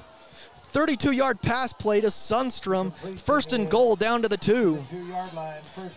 Huge play for Skyview. And Sundstrom, I mean, John, you were hitting me before that ball even left Zollinger's hands. You knew exactly where that thing was going. Well, Sundstrom had about 4 yards or 5 yards on his man, and Zollinger put it in the perfect spot. Sundstrom dove for the pylon. He hit it, but he must have stepped out at the 2. First and goal at the 2 for Skyview. Handoff up the right side and twisted around. Watterson's in again. Or not Watterson, excuse me. That's Reed Wild from the right side. Hands are out, touchdown. Wow, 8-16. They took 58 seconds and they're into the end zone after the interception by Cole Watterson. And Reed Wild punches it in for 2 yards out for the TD. And I like that things are starting to click, right? Like Skyview looked real bad for a little while there offensively, but now it's like everything's just firing. Everything's clicking. So with 8:16 left, pending the extra point, it's 27-12 Skyview. And just like last year, I mean, Skyview had the 42-21 victory, but it's been a close game in this one too. Erickson punches it through again for his 4th PAT. Automatic Erickson continues to move up the charts in the state history books. 28-12 with 8:16. Skyview with the lead. We'll keep it here to see if we can catch up on some scores, or if that was just you sending out the scores. That's just me sending scores. So again, Skyview will be on the road up in Idaho to face Rigby next week. And that's one that it's going to be a bit of a drive, so that'd be a great time to tune in to CacheValleyDaily.com. Watch our live stream. Hopefully we can have a cameraman half as talented as Shane has been tonight. He's done a great job for us. Or you can always catch us at 1069thefan.com or 1069 The Fan FM, 1390 AM.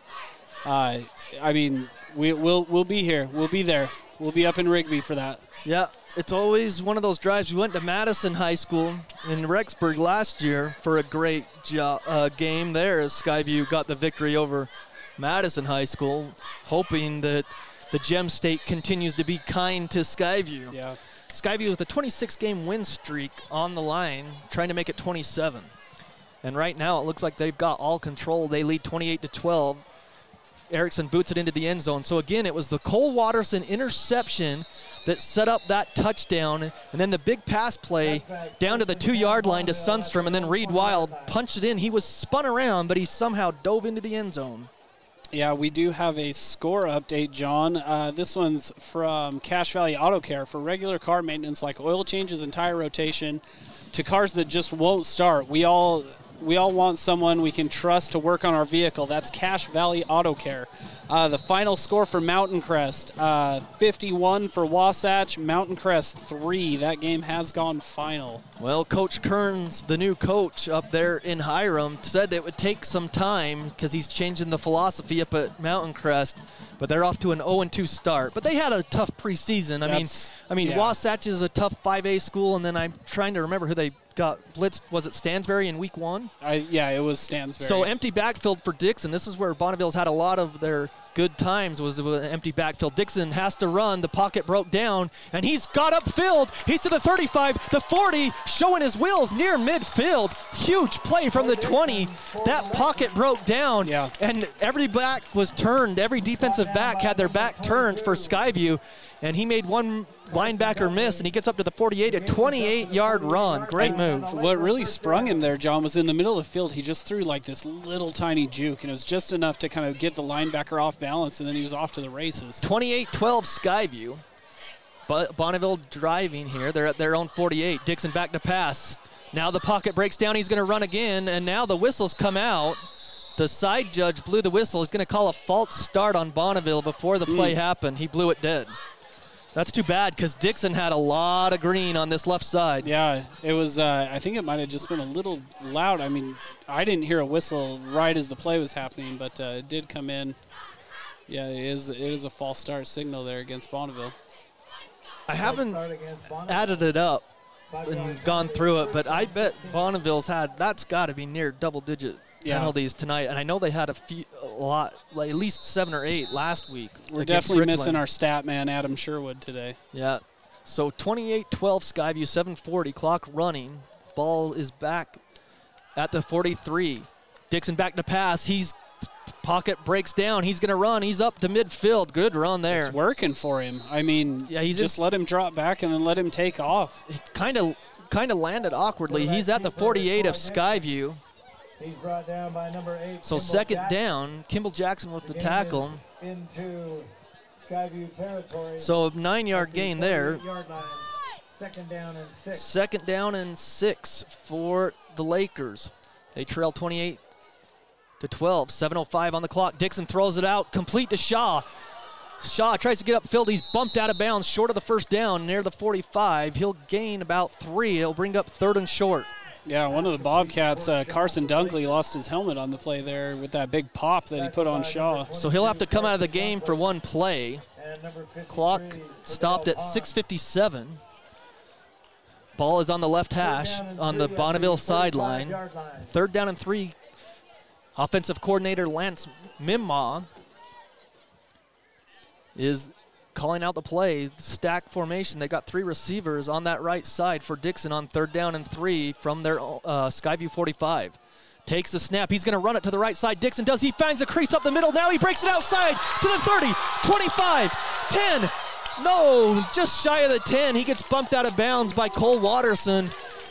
As Dixon, man, I'll tell you what a great rushing quarterback he is. Yeah, he's shifty. He's able to get into space and then go make things happen. So they mark him at the 12-yard line, bumped out of bounds with 6:49. A lot of time left, 28-12 Skyview. Bonneville trying to gain some momentum back after, for Dixon at least, because he threw that interception. So they're at the Skyview 12. 1st and 10, 2 running backs on each hip. Now Shaw goes in motion left to right out of the backfield. Dixon fumbles the snap, and now he corrals it, throws it out there, and nearly intercepted as he throws it out of the end zone. Yeah, I was trying to decide if he threw that thing away. I think you're right. Yeah, because it was plenty far out of bounds, but anytime you're a quarterback and you bobble the snap like that, things are going to be off. Well, he knew where his receiver was going. He just didn't have the time because he let it fly. So incomplete. 6:43 on the clock in the game. 28-12 Skyview. 2nd and 10 from the 12-yard line of Skyview. Bonneville knocking on the door, trying to cut into that Skyview lead. Got 3 receivers to the right for Dixon. Running back on his right hip. Skyview shows blitz. They are blitzing. Jones picks it up. Dixon runs. He's going to try to weave his way through, and he can't find anywhere to run. He gets some positive yards, though, inside the 10, down to the 6. We'll give him 6. What I really liked on that play, John, is DeHeck was blocked on the play. Daxon was blocked, but then he got off that block and then was able to pursue the quarterback Dixon from behind. So a 5-yard gain to the 7. Clock running to 6:13. It's 3rd down and 5. They can still get a 1st down. They're at the 7-yard line. They got to get to the 2. 2 running backs in the backfield for Dixon. On 3rd down and 5. Takes the snap, fakes the handoff, throws it out, complete to Shaw in space. Now he looked to pass. He did. And then he dove for the 1st down marker. He was looking to pass, but Shaw got upfield inside the 5, I believe. I think he's got enough for the 1st down. Here's my question, John. I don't know why they're trying to get cute down here. If it's me and I'm Bonneville, I'm lining Shaw up. I'm trying to get him in one-on-one, and I'm throwing him a jump ball into the corner. If you're going to go play college football at Pac-12 school, Oregon State, I want you to be able to go play one-on-one and throw you a jump ball. 1st and goal, I believe, at the 2-yard line. Clock under 6 minutes to go. 8th play of the drive that started on their own 20-yard line. They started this drive with 8:16 on the clock. Dixon in shotgun. It's over his head. It's back to the 20 on the ground. Dixon goes back, and he's clobbered down there at the 25, and he'll probably be slow to get up. Yeah, he's going to fill that one. Spackman dove for the ball right as he went to get it as well. and he definitely took a shot there. It was a loose ball, but I'll tell you what, Bonneville has shot themselves in the foot. They were at the 2-yard line, 1st and goal at the 2, and the snap goes over his head all the way back to the 26-yard line. And Bonneville's going to get Quaiston Fielding warming up. And if you put Fielding and Dixon next to each other, I would say Fielding looks like a better quarterback. But after watching Dixon play, man, this kid can ball, and that's if he is in fact injured, that's going to be a tough one there for Bonneville. Well, a timeout was on the field. I didn't see who called it, if it was Bonneville or Skyview. Skyview does lead with 5:46, 28-12. Yeah, and I mean, they're sending Quaiston Fielding out, or Queston. Sorry, I keep saying Quaiston. Queston Fielding is, I mean, he went out there. So, again, stay tuned for the McDonald's player of the game. And on our post game, also, we'll have our Old Grist Mill bread and butter play of the game. And we're in the stands, so we don't want to cause any problems. So Coach Howell, we told him, hey, you might not be able to make it up. We're going to try to connect with him on the phone, but if we don't post game, then we'll just wrap it up afterwards, give our thoughts and stuff, and then move on. But we just didn't want to have him bring a player through the stands and cause any problems. So. Yeah, so, and what you're saying there too, John, is make sure you stick around for that Old Grist Mill bread and butter play of the game. That's definitely one you want to stick around for. And speaking of Old Grist Mill, they bring you this score update. Green Canyon 19, Park City 17. That has gone final. Park City missed a field goal that would have won the game. I'll tell you what, Green Canyon, that's a great win to start 2-0 on the season, because they came from behind last week, I think, against Viewmont. No, it wasn't Viewmont. I'll have to look that up. So, big second down and goal from the 26 at a low snap. Dixon has to go get it off the turf, and now he's running around, and he's sacked. Man, got him. There's nothing he could do as he just gets clobbered on the sack. Poor Dixon is just getting hammered. That was a low snap that time. So another sack for Skyview, and that Dixon just getting up way slow, but he's been pounded the last 2 plays. That one takes it back to the 20, goes back to the 36, 37-yard line.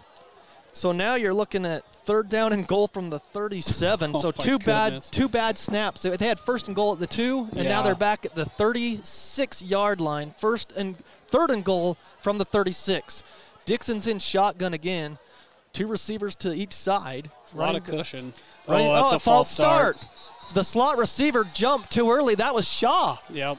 So the clock is stopped at, it's now stopped at 4:52, but a 5-yard penalty on the false start. And, man, when it rains, it pours. I'll tell you what.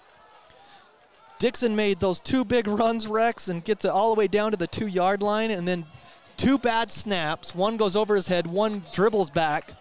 And then a false start by your D1 athlete in the slot. So it brings up 3rd down and goal from the 41-yard line.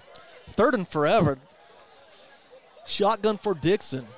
2 receivers to each side. It's the same formation. Jones in the backfield. He takes the snap. Dixon's going to let it fly. He's got a man wide open. Complete at the 20 to the 15, the 10. He breaks the tackles. Touchdown! Wow, Skyview mental error there. Holy cow. It's like Skyview was playing a zone. The quarterback just let the receiver run past him. He was wide open. I think they were. You can no way let that get into the end zone. No, I think they absolutely were playing a zone defense because the corner's running with him and then just kind of peels off. And the safety just too late in rotation to get over there. And then a missed tackle that at least would have forced a decision on their part. Yeah, they would have been 4th down and about. Goal from the 10-yard line. Instead, it's a touchdown from 41 yards out, 28-18. They're going for 2 with 4:42 on the clock. They tried a fly sweep, the last 2-point conversion. If you're Bonneville, for as lousy as those last 3 plays went, that one made up all for it. Absolutely. So in shotgun is 2 running backs back there, a low snap, but he's got it. Dixon throws to the end zone, incomplete, off the fingertips of his receiver in the back of the end zone. So the 2-point conversion is failed, and it's 28-18 Skyview with 4:42. We'll take a 30-second break and be back right after this.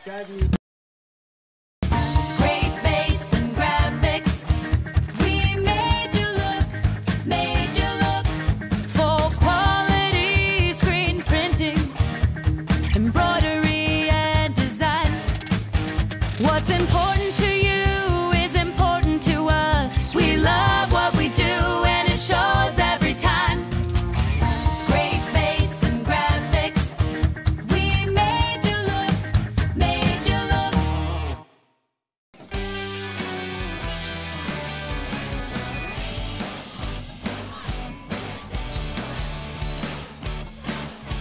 Well, after Skyview took advantage of 2 bad snaps, they give up a 3rd and goal from the 41-yard line, a 41-yard touchdown pass. Painful. That's actually the first play that the defense has really played bad for Skyview. Yeah. So now they've got to expect the onside kick, and Absolutely. Skyview is lined up that way. I think Davis Hall is back on the 20-yard line. I think it's either 7 or 1. I'm thinking Reed Wild. So Bonneville's kickoffs have all been, it's they've been low-line drives that kind of just bounced on the field. So they're expecting an onside kick. They've got the hands team out there. And they do. They kick the onside kick. And Skyview recovers. Bonneville, the kicker, was there and did a good job, but Skyview came up. Who is that number right there? That's 11, Brighton Williams. But he made the play, Rex. He came up and made that block. Otherwise, I think Bonneville has the onside kick. I saw Kimball Jackson go just annihilate someone on that play. Well, no, then that's who it was. Someone came up and made the block. Brighton Williams recovered. Kimball Jackson just blew the guy up that was going to recover that. See, and Bonneville did a great job. They just kick it. You've seen it in the NFL where they kick it and they just kind of follow it up the 10 yards. Yep. He was there, but Kimball Jackson, as you mentioned, just creamed him. What a hit by Kimball Jackson to go sacrifice his body and go get that ball for his team. So Brighton Williams, great job. 4:42 left. Skyview leads 28-18. Can they just drain this clock out? They move Kimball Jackson and also Spackman over to the left side. Then they hand off to Wild, who gets creamed. And then a flag comes flying in late. And then a late extracurricular activity by Jacquez and a Skyview player. And another flag, that's going to be on the Skyview sideline. Skyview or excuse me, I said Skyview, I meant Bonneville. One of the coaches was mad and the official threw it. But I think it's going to be a sideline warning. We'll see what the sideline, if he said something, it could be a personal foul or it could be just a warning. Yeah, let's see here. It's going to be holding on Skyview, so that's a 10-yard penalty, a spot foul. And then dead ball foul, it's just a warning, sideline warning on Bonneville. Yep.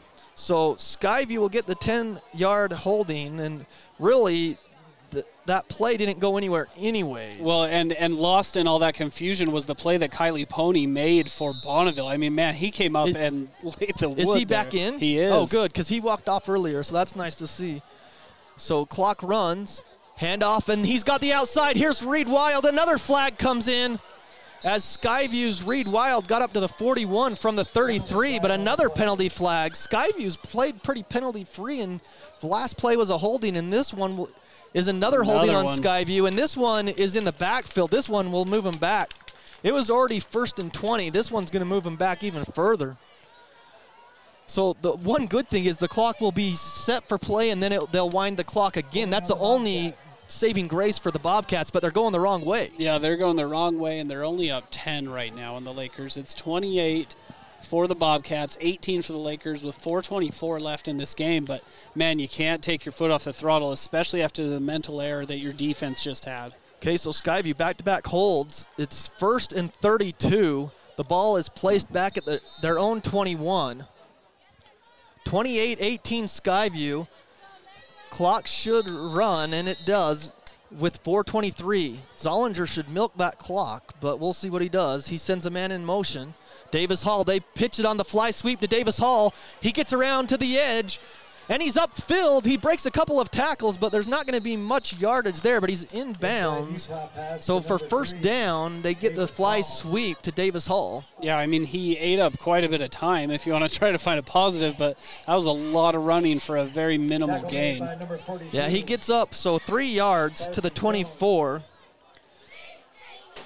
So now it's 2nd and 29 for Skyview, 3:48. They lead 28-18, but the offsides, they got him to jump, I think, Rex. Yeah, take 5 the easy way. Yep, 5 more, so they get the defense to jump. So 5 yards. So 3 penalties in a quick span there. 2 of them on Skyview, 1 on Bonneville, but it gives Skyview 2nd and 24 up at the 29, and now a timeout by Bonneville with 3:39. So Skyview with 3:39, they lead 28-18. We'll come back with 2nd and 24 after this 30-second break. Jessup Insurance and Retirement Services. Let us Jessup Insurance has a local office with professionals that understand all the Medicare plans available to Utah and Idaho citizens. They simply make Medicare understandable at no additional cost. Call Jessup Insurance 435-213-3200 or Google Jessup Insurance. Jessup Insurance and Retirement Services. Let us guide you. Welcome back to Bonneville High School. 28-18 with 3:39 on the clock. Coach Afuvai wanted a timeout to talk to his defense after they jumped off sides. It's 2nd and 24 from the 29-yard line. Skyview leads 28-18 as they just gave up a touchdown. The ball's on the left hash on the east side of the field. 3 receivers to the right side. Zollinger in shotgun. He's got 1 receiver on the left. Takes the snap. They hand it off. Breaks 1 tackle. That's Reed Wild. He gets upfield, breaks another tackle. He's got positive yardage. Stays in bounds. Looking for a flag because we had back-to-back holds. But they get up to the 38-yard line from the 29. A 9-yard rush for Wild. You almost get PTSD after that many flags in a row. You just like start looking for flags after every play. But wow, what a play by Reed Wild. Yeah, and Bonneville's yellow too, so it's hard. Yeah. They've got those yellow helmets and yellow numerals. But so 3rd and 15 for Skyview from their own 37. Clock continues to run. When they snap this ball, it will be under 3 minutes. They lead 28-18. 3 receivers to the left, 1 to the right for Zollinger. Takes the snap. They hand it off to Wild up the middle. He's got some room, and then he's crushed. It looked like he had more room there. He got 5 yards to the original line of scrimmage. So 5 yards will bring up 4th and 10. Big tackle there by Sime Havili. And another timeout by Bonneville.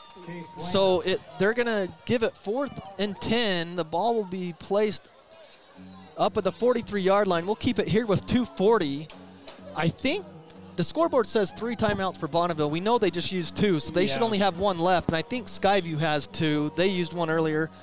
But again, Skyview with the lead, 28-18 with 2:40. If you're Bonneville Rex, do you come after this punt? Absolutely. Okay, so if you think they're going to, then if you're Skyview, the thing you got to make sure that you do is have a good snap. We've seen a couple snaps go over punters' heads. And so Skyview's got to pin them, and then after that, their defense is, you're relying on your defense the way that the play calling was to run the clock. Well, and let's not forget, too, Jacquez had a 93-yard punt return for a touchdown already, too. So that's right. I mean, if you're Skyview, maybe you even just kick this thing clear over to the sideline just to play it safe because your defense is doing so well.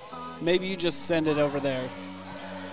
Well, again, it's the Skyview Bobcats. They're punting. That's Sundstrom punting. He's standing at his own 29. 2 receivers go back for Bonneville, and like you mentioned, and it's a snap over the punter's head. Sundstrom retreats. He has it. He gets the punt away. What a play by Jackson Sundstrom. He just saved it, and it's a low-line drive. Sundstrom might have just saved the game. Oh, my gosh. Sundstrom might have just saved the freaking game for the Bobcats. Jackson Sundstrom may be the McDonald's player of the game based off of that play right there, Unbelievable. John. We just talked about how the punts have gone over, or the snaps had gone over the punter's head. Oh, and it jinxed did. It. That's what it well, was. What it was? No, it's the PA guy. They're playing Neil Diamond. It lulled us to sleep. Yeah, it's not even Friday the 13th. That's spooky. Oh, my goodness. What just happened right there? Jackson Sundstrom. Holy cow. Sundstrom. Ooh. Bobcat Nation, if you are not watching on CashValleyDaily.com and you're just listening, Jackson Sundstrom just made one of the most athletic plays I've seen in a while. After the ball went over his head, he runs back there and just gets a good boot on the thing as he's running under duress. It took a couple hops, and he scooped it up and punted that thing. Well, huge play. He comes from good genes because I know Dan Sundstrom. He played with me, and well, I actually was a tackling dummy for Dan, but the fact is Dan's a good guy, so is Jackson. Back to pass. Dixon first down. He's launching it up there. It is incomplete. Davis Hall and Shaw met at the point of the ball. I thought Davis Hall would get the interception, but Shaw couldn't reel it in. Yeah, and we got to point out real quick too, John, that's actually Fielding. That's Queston Fielding in there at quarterback now for Bonneville. And what a play. Davis Hall just went and met a kid up at the top of his jump, who's going to Oregon State to play wide receiver. So Fielding back there, he must be a deeper passer or something. 3 receivers out here to the left for Fielding. He's in shotgun. 2nd down and 10. Back to pass. Fielding, he's got the blitz in his face. He gets hit as he throws, and it is Sundstrom. Oh, he about had another pick. He had 1 last week, nearly 2 last week. Yeah. But incomplete again. Well, and Kason Spackman came off the edge for Skyview untouched on that play, and he put Fielding into the ground, and that's why Fielding had to kind of sail that thing and rush it a little. Well, the thing that I liked about it, I saw Spackman come off the edge untouched, but he kind of hesitated to make sure that Fielding wouldn't run back his way, and he didn't over-pursue. And then, like you said, then he tried to make his jersey have to hit the laundry because he's going to have green on him. Even with turf. Even with turf. That's how – get those black beads in there. That hard of a 3rd hit. and 10 at the 29, their own 29. Skyview leads 28-18, 2:14. Blitz is on. Fielding down at the 15. Sack Skyview. Yeah, and I'm staring at the player to see who this is as soon as he turns his jersey. Cordell Pond, have yourself a ball game, young man, because Cordell Pond has showed up tonight. Yeah, and all that's the first play that Pond has really had in the second half where we've called his name Rex. He had so many good plays in the first half where he had tackles for the loss, hurries, those kinds of plays that maybe don't end up in the scoring column or whatever, or in the box score, but he came up with a big sack there, and they forced Bonneville to punt as the punter, Carson Jones, is in his own end zone. With 1:33, that might have done it. The punt is away. It's a low-line drive. Davis Hall has it at the 40, lets it just roll down to the 30.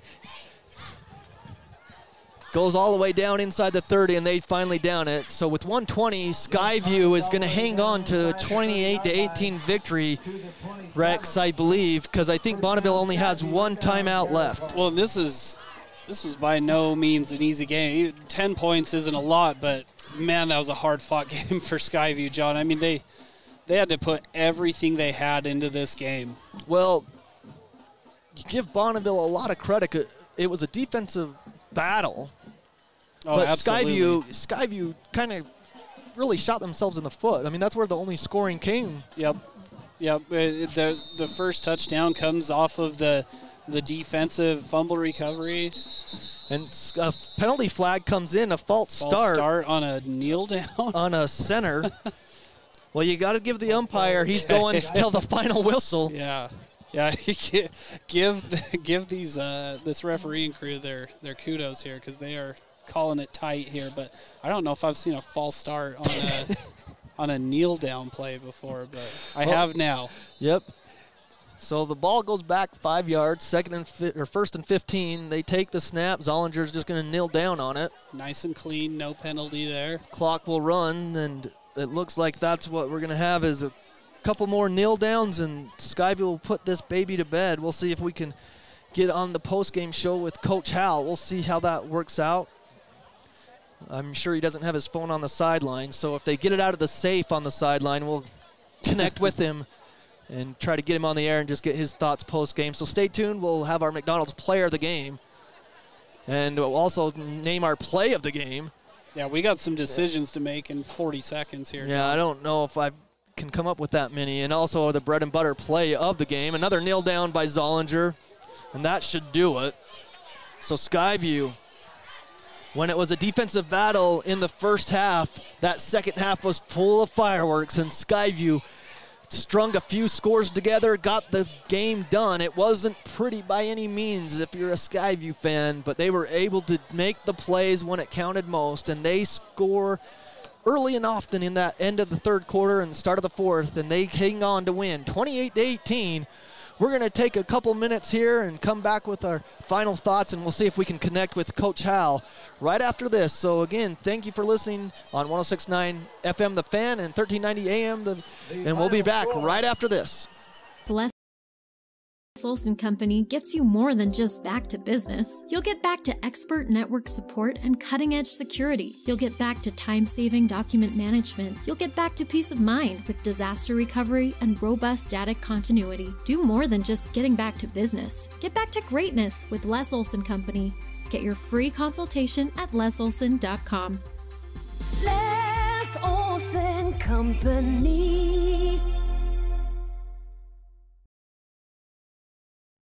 When it's important to make an impression, call on the Logo Shop. They specialize in designing and customizing your logo onto t-shirts, golf shirts, jackets, and hats. Your logo will look great on name brand apparel from Nike, Travis Mathew, OGO, North Face, Under Armour, and Carhartt. The Logo Shop can put your logo on literally thousands of items: pens, water bottles, mugs, travel accessories, outdoor gear like Yeti coolers. Call on the Logo Shop and check out the possibilities. The Logo Shop. The logo stuff. The Logo Shop. Sack lunch, picnic lunch, business lunch. There's nothing better or more satisfying than the lunch special at Old Grist Mill. It's lunch the way Mother Nature intended. All natural bread, the perfect amount of meat, veggies to your liking. And then it only gets better with your choice of a fresh-baked cookie, chips, and drink. You know what we're talking about, that famous Old Grist Mill lunch special. Get your made-to-order special at the South Logan, and now Smithville locations. Old Grist Mill, here for you. Your Cache and Box Elder County McDonald's are proud to support local high school athletics and wish all the local teams the best of luck this season. Your local McDonald's is hiring. Work for McDonald's and let McDonald's work for you. Enjoy flexible hours, tuition reimbursement for continuing education, plus meals and other perks. Management positions are available. Apply at careers.mcdonalds.com today. That's careers.mcdonalds.com. Or apply in person. McDonald's and its franchisees are equal opportunity employers committed to a diverse and inclusive workforce.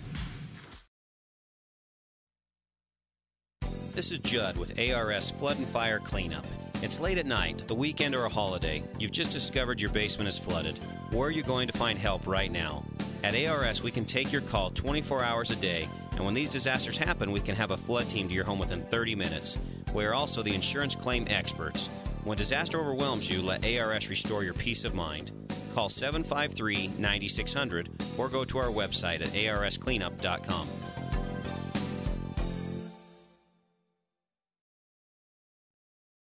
Whether you work on your own car or somebody else does, be sure to always use reliable Napa Auto Parts. Find these specials at your 5 locally owned Cache Valley Napa Auto Parts locations. $20 mail-in rebate on any Napa battery. Chevron Dello diesel motor oil, $12 a gallon. Napa 15W40, $10.39 a gallon. Napa diesel exhaust fluid on sale, $8.99 for the 2.5 gallon size. From Preston to Providence, get your Napa know-how.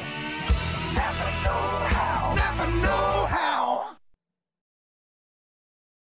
At Cache Valley Auto Care, you'll find all the expertise you need to take care of your car, from advanced diagnostics and major repairs to oil changes, tires, brakes, and maintenance. You can count on Cache Valley Auto Care to tell you what needs fixing now and what stuff can wait. So whether your check engine light just went on or it's time for an oil change, now is the time to head over to Cache Valley Auto Care. Because when your car isn't working right, you just need someone who can help make your life a little easier. Cache Valley Auto Care, behind Home Depot on 200 East, 1175 North.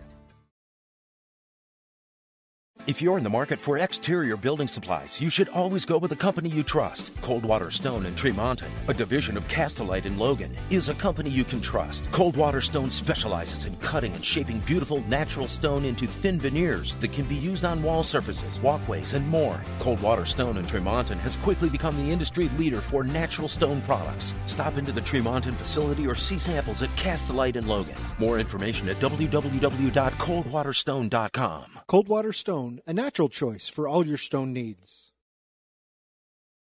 The Karen Nielsen Guild Mortgage Team will help you find the loan to fit your life. Guild Mortgage offers hundreds of loan products for a wide variety of borrowers, including first-time home buyers, military families, and rural residents. Guild Mortgage also offers many state, county, and city housing programs that provide down payment assistance. At Guild, they work hard to deliver what matters most to you with a loan that fits your life. Call 435-294-2480 or Google Karen at Guild Mortgage, NMLS 3274 and 80226, Equal Housing Lender.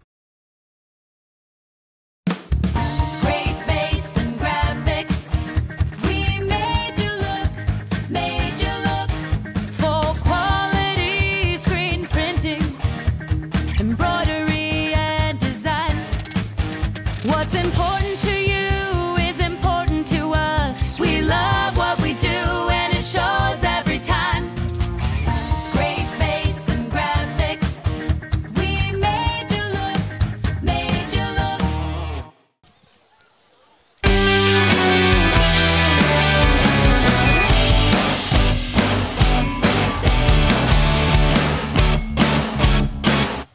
Welcome back to Bonneville High School. Skyview victorious tonight.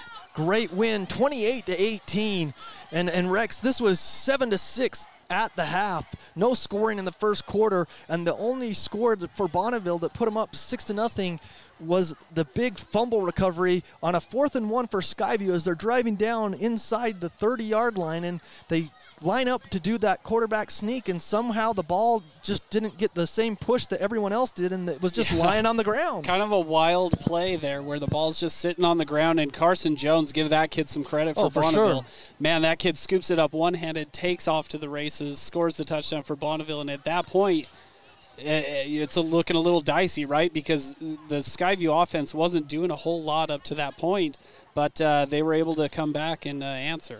Yeah, great job, and Skyview did answer and got on the board to make it 7-6 at the half. And the way that they were able to do that, Skyview's offense was non-existent at times in this first half, and really it didn't look good. With 2:58 left in the first half, after that 6-0 fumble scoop and score, Skyview had an incomplete pass and then a 68-yard TD pass to Hall. Davis Hall beat his man. Great pass from Zollinger. It was down on this end of the field here on the north, and Davis got tracked down by the defender, but he spun out of that.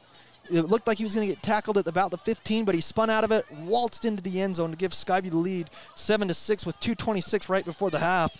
And that actually is going to be our Old Gristmill bread and butter play of the game. It's your opportunity to win, I believe, 4 loaves, but it could be 3 loaves of bread. It's a lot of really good bread. That much I do know. If you want to give it to me, I'll let you. You can call in and win. But if you listen to the Full Court Press on 106.9 FM, the Fan 1390 AM, on Monday on the Full Court Press, Eric Franson, Ajay Salveson, when they say, hey, if you can tell us the bread and butter play of the game from Old Gristmill, from the Skyview game, and you call in and it can answer it, it is Davis Hall's 68-yard TD catch from Zollinger in the second quarter with 2:26 in the first half to give Skyview the 7-6 lead. And Skyview took the lead into the half, and coming out in the third quarter, Bonneville got the ball and couldn't really do much with it again, but they did score. I like that people get to see you reading your notes. Your notes. I got so many. So the punt, Skyview punted, and when they punted, it was a 93-yard punt return for a touchdown. It is unofficial. It could have been around 85, 90, somewhere around there by Jacquez to give the Lakers a 12-7 lead with 5:07 in the third quarter, and it was looking a little dicey for Skyview, but then towards the end of the third quarter with 1:19 left in the quarter, Skyview took the ball at the Bonneville 18. They had a couple of big sacks right before that. The punt went over his head, and it was a 15-yard touchdown pass to Sundstrom to put Skyview up 14-12 with 51 seconds. And that's going to be, let's see, which one is it? It is the play of the game. I just got to find it. The best part of the game, Napa Auto Parts. Play of the game from Preston to Providence. There are 5 locally owned Napa Auto Part locations. We're going to give it that. And also the McDonald's player of the game. Your local McDonald's is hiring. Flexible hours, tuition reimbursement, plus other perks. Apply at careers.mcdonalds.com today. Our player of the game is going to be Jackson Sundstrom with a 15-yard TD catch that he had with 51 seconds in the third quarter. Skyview took the lead for the last time. And also that play there on the punt. Yeah. Bonneville had called a timeout. It was 4th down. Skyview, we talked about how there had been a couple of snaps that went over the punter's head. It went over Jackson's head. Right on cue. Yeah, right to the 15. Somehow he picked it up, rolled out to his left, and he not only did he get the punt away, but usually when you see that, it's a short punt. That baby rocked it at the 50 and rolled all the way down to the 30. And then from there, Bonneville just threw up a couple Hail Marys, and it was all over. So Jackson Sundstrom is our McDonald's player of the game.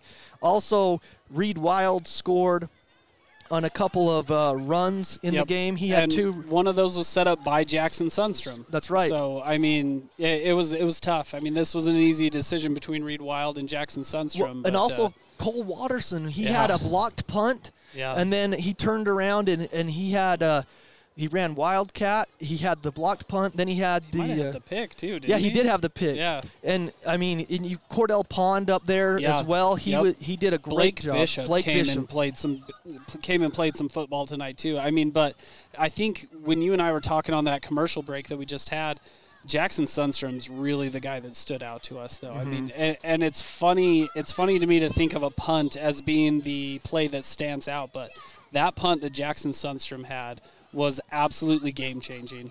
So Jackson Sundstrom is our player of the game. We're going to catch an HDMI cable right now. We appreciate Skyview. Caught it. The coaching staff giving us their video feed, doing a great job. We appreciate Dan Sundstrom, Jackson's dad, helping us get all connected and everything and keeping us on the air tonight. But it was a great win for the Bobcats as they're all staying out on the sideline. Coach Hal talked to him. Yeah, we're in the way. That's our problem. But like we said, we wanted to talk to Coach Hal, but we didn't want, with all the crowd here, because we're in the stands tonight. Bonneville graciously gave us some room to do this game tonight. We appreciate their athletic director and everyone involved in their athletic department to help us out so that we can bring you the game here on the Fan. So Coach Hal, he wasn't sure that we could get him on the phone, and doesn't look like he's going to call. I'm not. Yeah, if you notice, we keep looking over our shoulder. That's because we're kind of watching to see if Coach Hal happens to wander our way. I might try to call him real quick, but I don't think he'll answer. So think real of quick, something to say. Yeah, real quick, we'll give a shout-out to some of our sponsors. The Castellite Rock Hard Tackle of the Game. That was a hit over on the sideline that was actually kind of delivered by the offensive player, Carson Jones, but Kimball Jackson and Cole Watterson were over there with him. That was our Castellite Rock Hard Tackle of the Game. So, hey, all you do-it-yourselfers, did you know Castellite has the rock, block, brick, and pavers to make your yard look awesome? Check them out online at castellite.com. I'm not sure. I think we got him. Let's see. We think we have Coach Hal. You can hear me, Coach? I hear you. Okay, great. Can you hear me? Yep, we can hear you great. Thanks for taking some time. Coach, what's your initial thoughts on the victory tonight with the Bobcats winning 28-18? Well, I'm happy we won. I'm not super excited about the way we played. I didn't feel like we played, especially in the first half. I didn't think we played with much energy. I felt like our defense played really hard early in the game. I thought our special teams were good early in the game. Offensively, we just couldn't really get in a rhythm. But I'm definitely happy that our guys found a way to kind of grind it out. But I think we found out tonight, we got a little wake-up call maybe, that we have to get better and we have to learn to play to our potential. Or play to our standard and not to the other team's level. And I felt like we really did that in the first half. Well, Coach, I just wanted to ask you, too, real quickly. We don't want to keep you too long, but at halftime, because your defense had played so well in that first half and pretty much for the whole game, but what was the locker room like at halftime? I mean, what did you guys discuss? Because, I mean, it was a pretty defensive battle between the two teams. Yeah, we had a pretty good heart-to-heart about our execution level on offense and our really, I guess I wouldn't say effort, but our ability to sustain blocks, our abilities to block in space, our ability to, complete balls that were wide open. There were just a lot of struggles offensively, but, hats off, credit to our kids for continuing to battle. And, in the end, we found a way to win. Sometimes you have to win ugly. All right, well, Coach, we'll let you go, but thanks for taking some time to give us your thoughts on the game, and we'll see you next week at Rigby. Thank you. Appreciate it, you guys. Thanks, Coach. Okay, bye. So, again, that was Coach Chris Hal after the game, and we appreciate his time as, again, we got him on the phone line here. And any final thoughts, Rex, before we wrap this up? Just a really good team effort there by the Bobcats. I think Coach said it really well there. That was an ugly win, right? Yeah. Like, that may be one of the ugliest games we've seen Skyview play. But what matters is they came out with the W, and I think they learned a lot from this game tonight. I think every aspect of Skyview football learned something here tonight, and I think that's going to build. And, man, we got another tough one coming up with Rigby. Yeah, they've been in the state championship in Idaho in their division the last 2 years as well. So we'll be on the air around 6:50 for pregame next week as the Skyview Bobcats travel to the Rigby Trojans next week. So for everyone back in the studio, for I just lost his name, Jones. Shane? Shane, geez, how could I forget Shane? Shane Jones keeping us with the video, and the coaching staff for helping us out. And, you know, for Rex Davis and myself, John Newbold, have a great weekend, everyone. Again, Skyview goes to 2-0 with the 28-18 victory over Bonneville. Have a great weekend, everybody.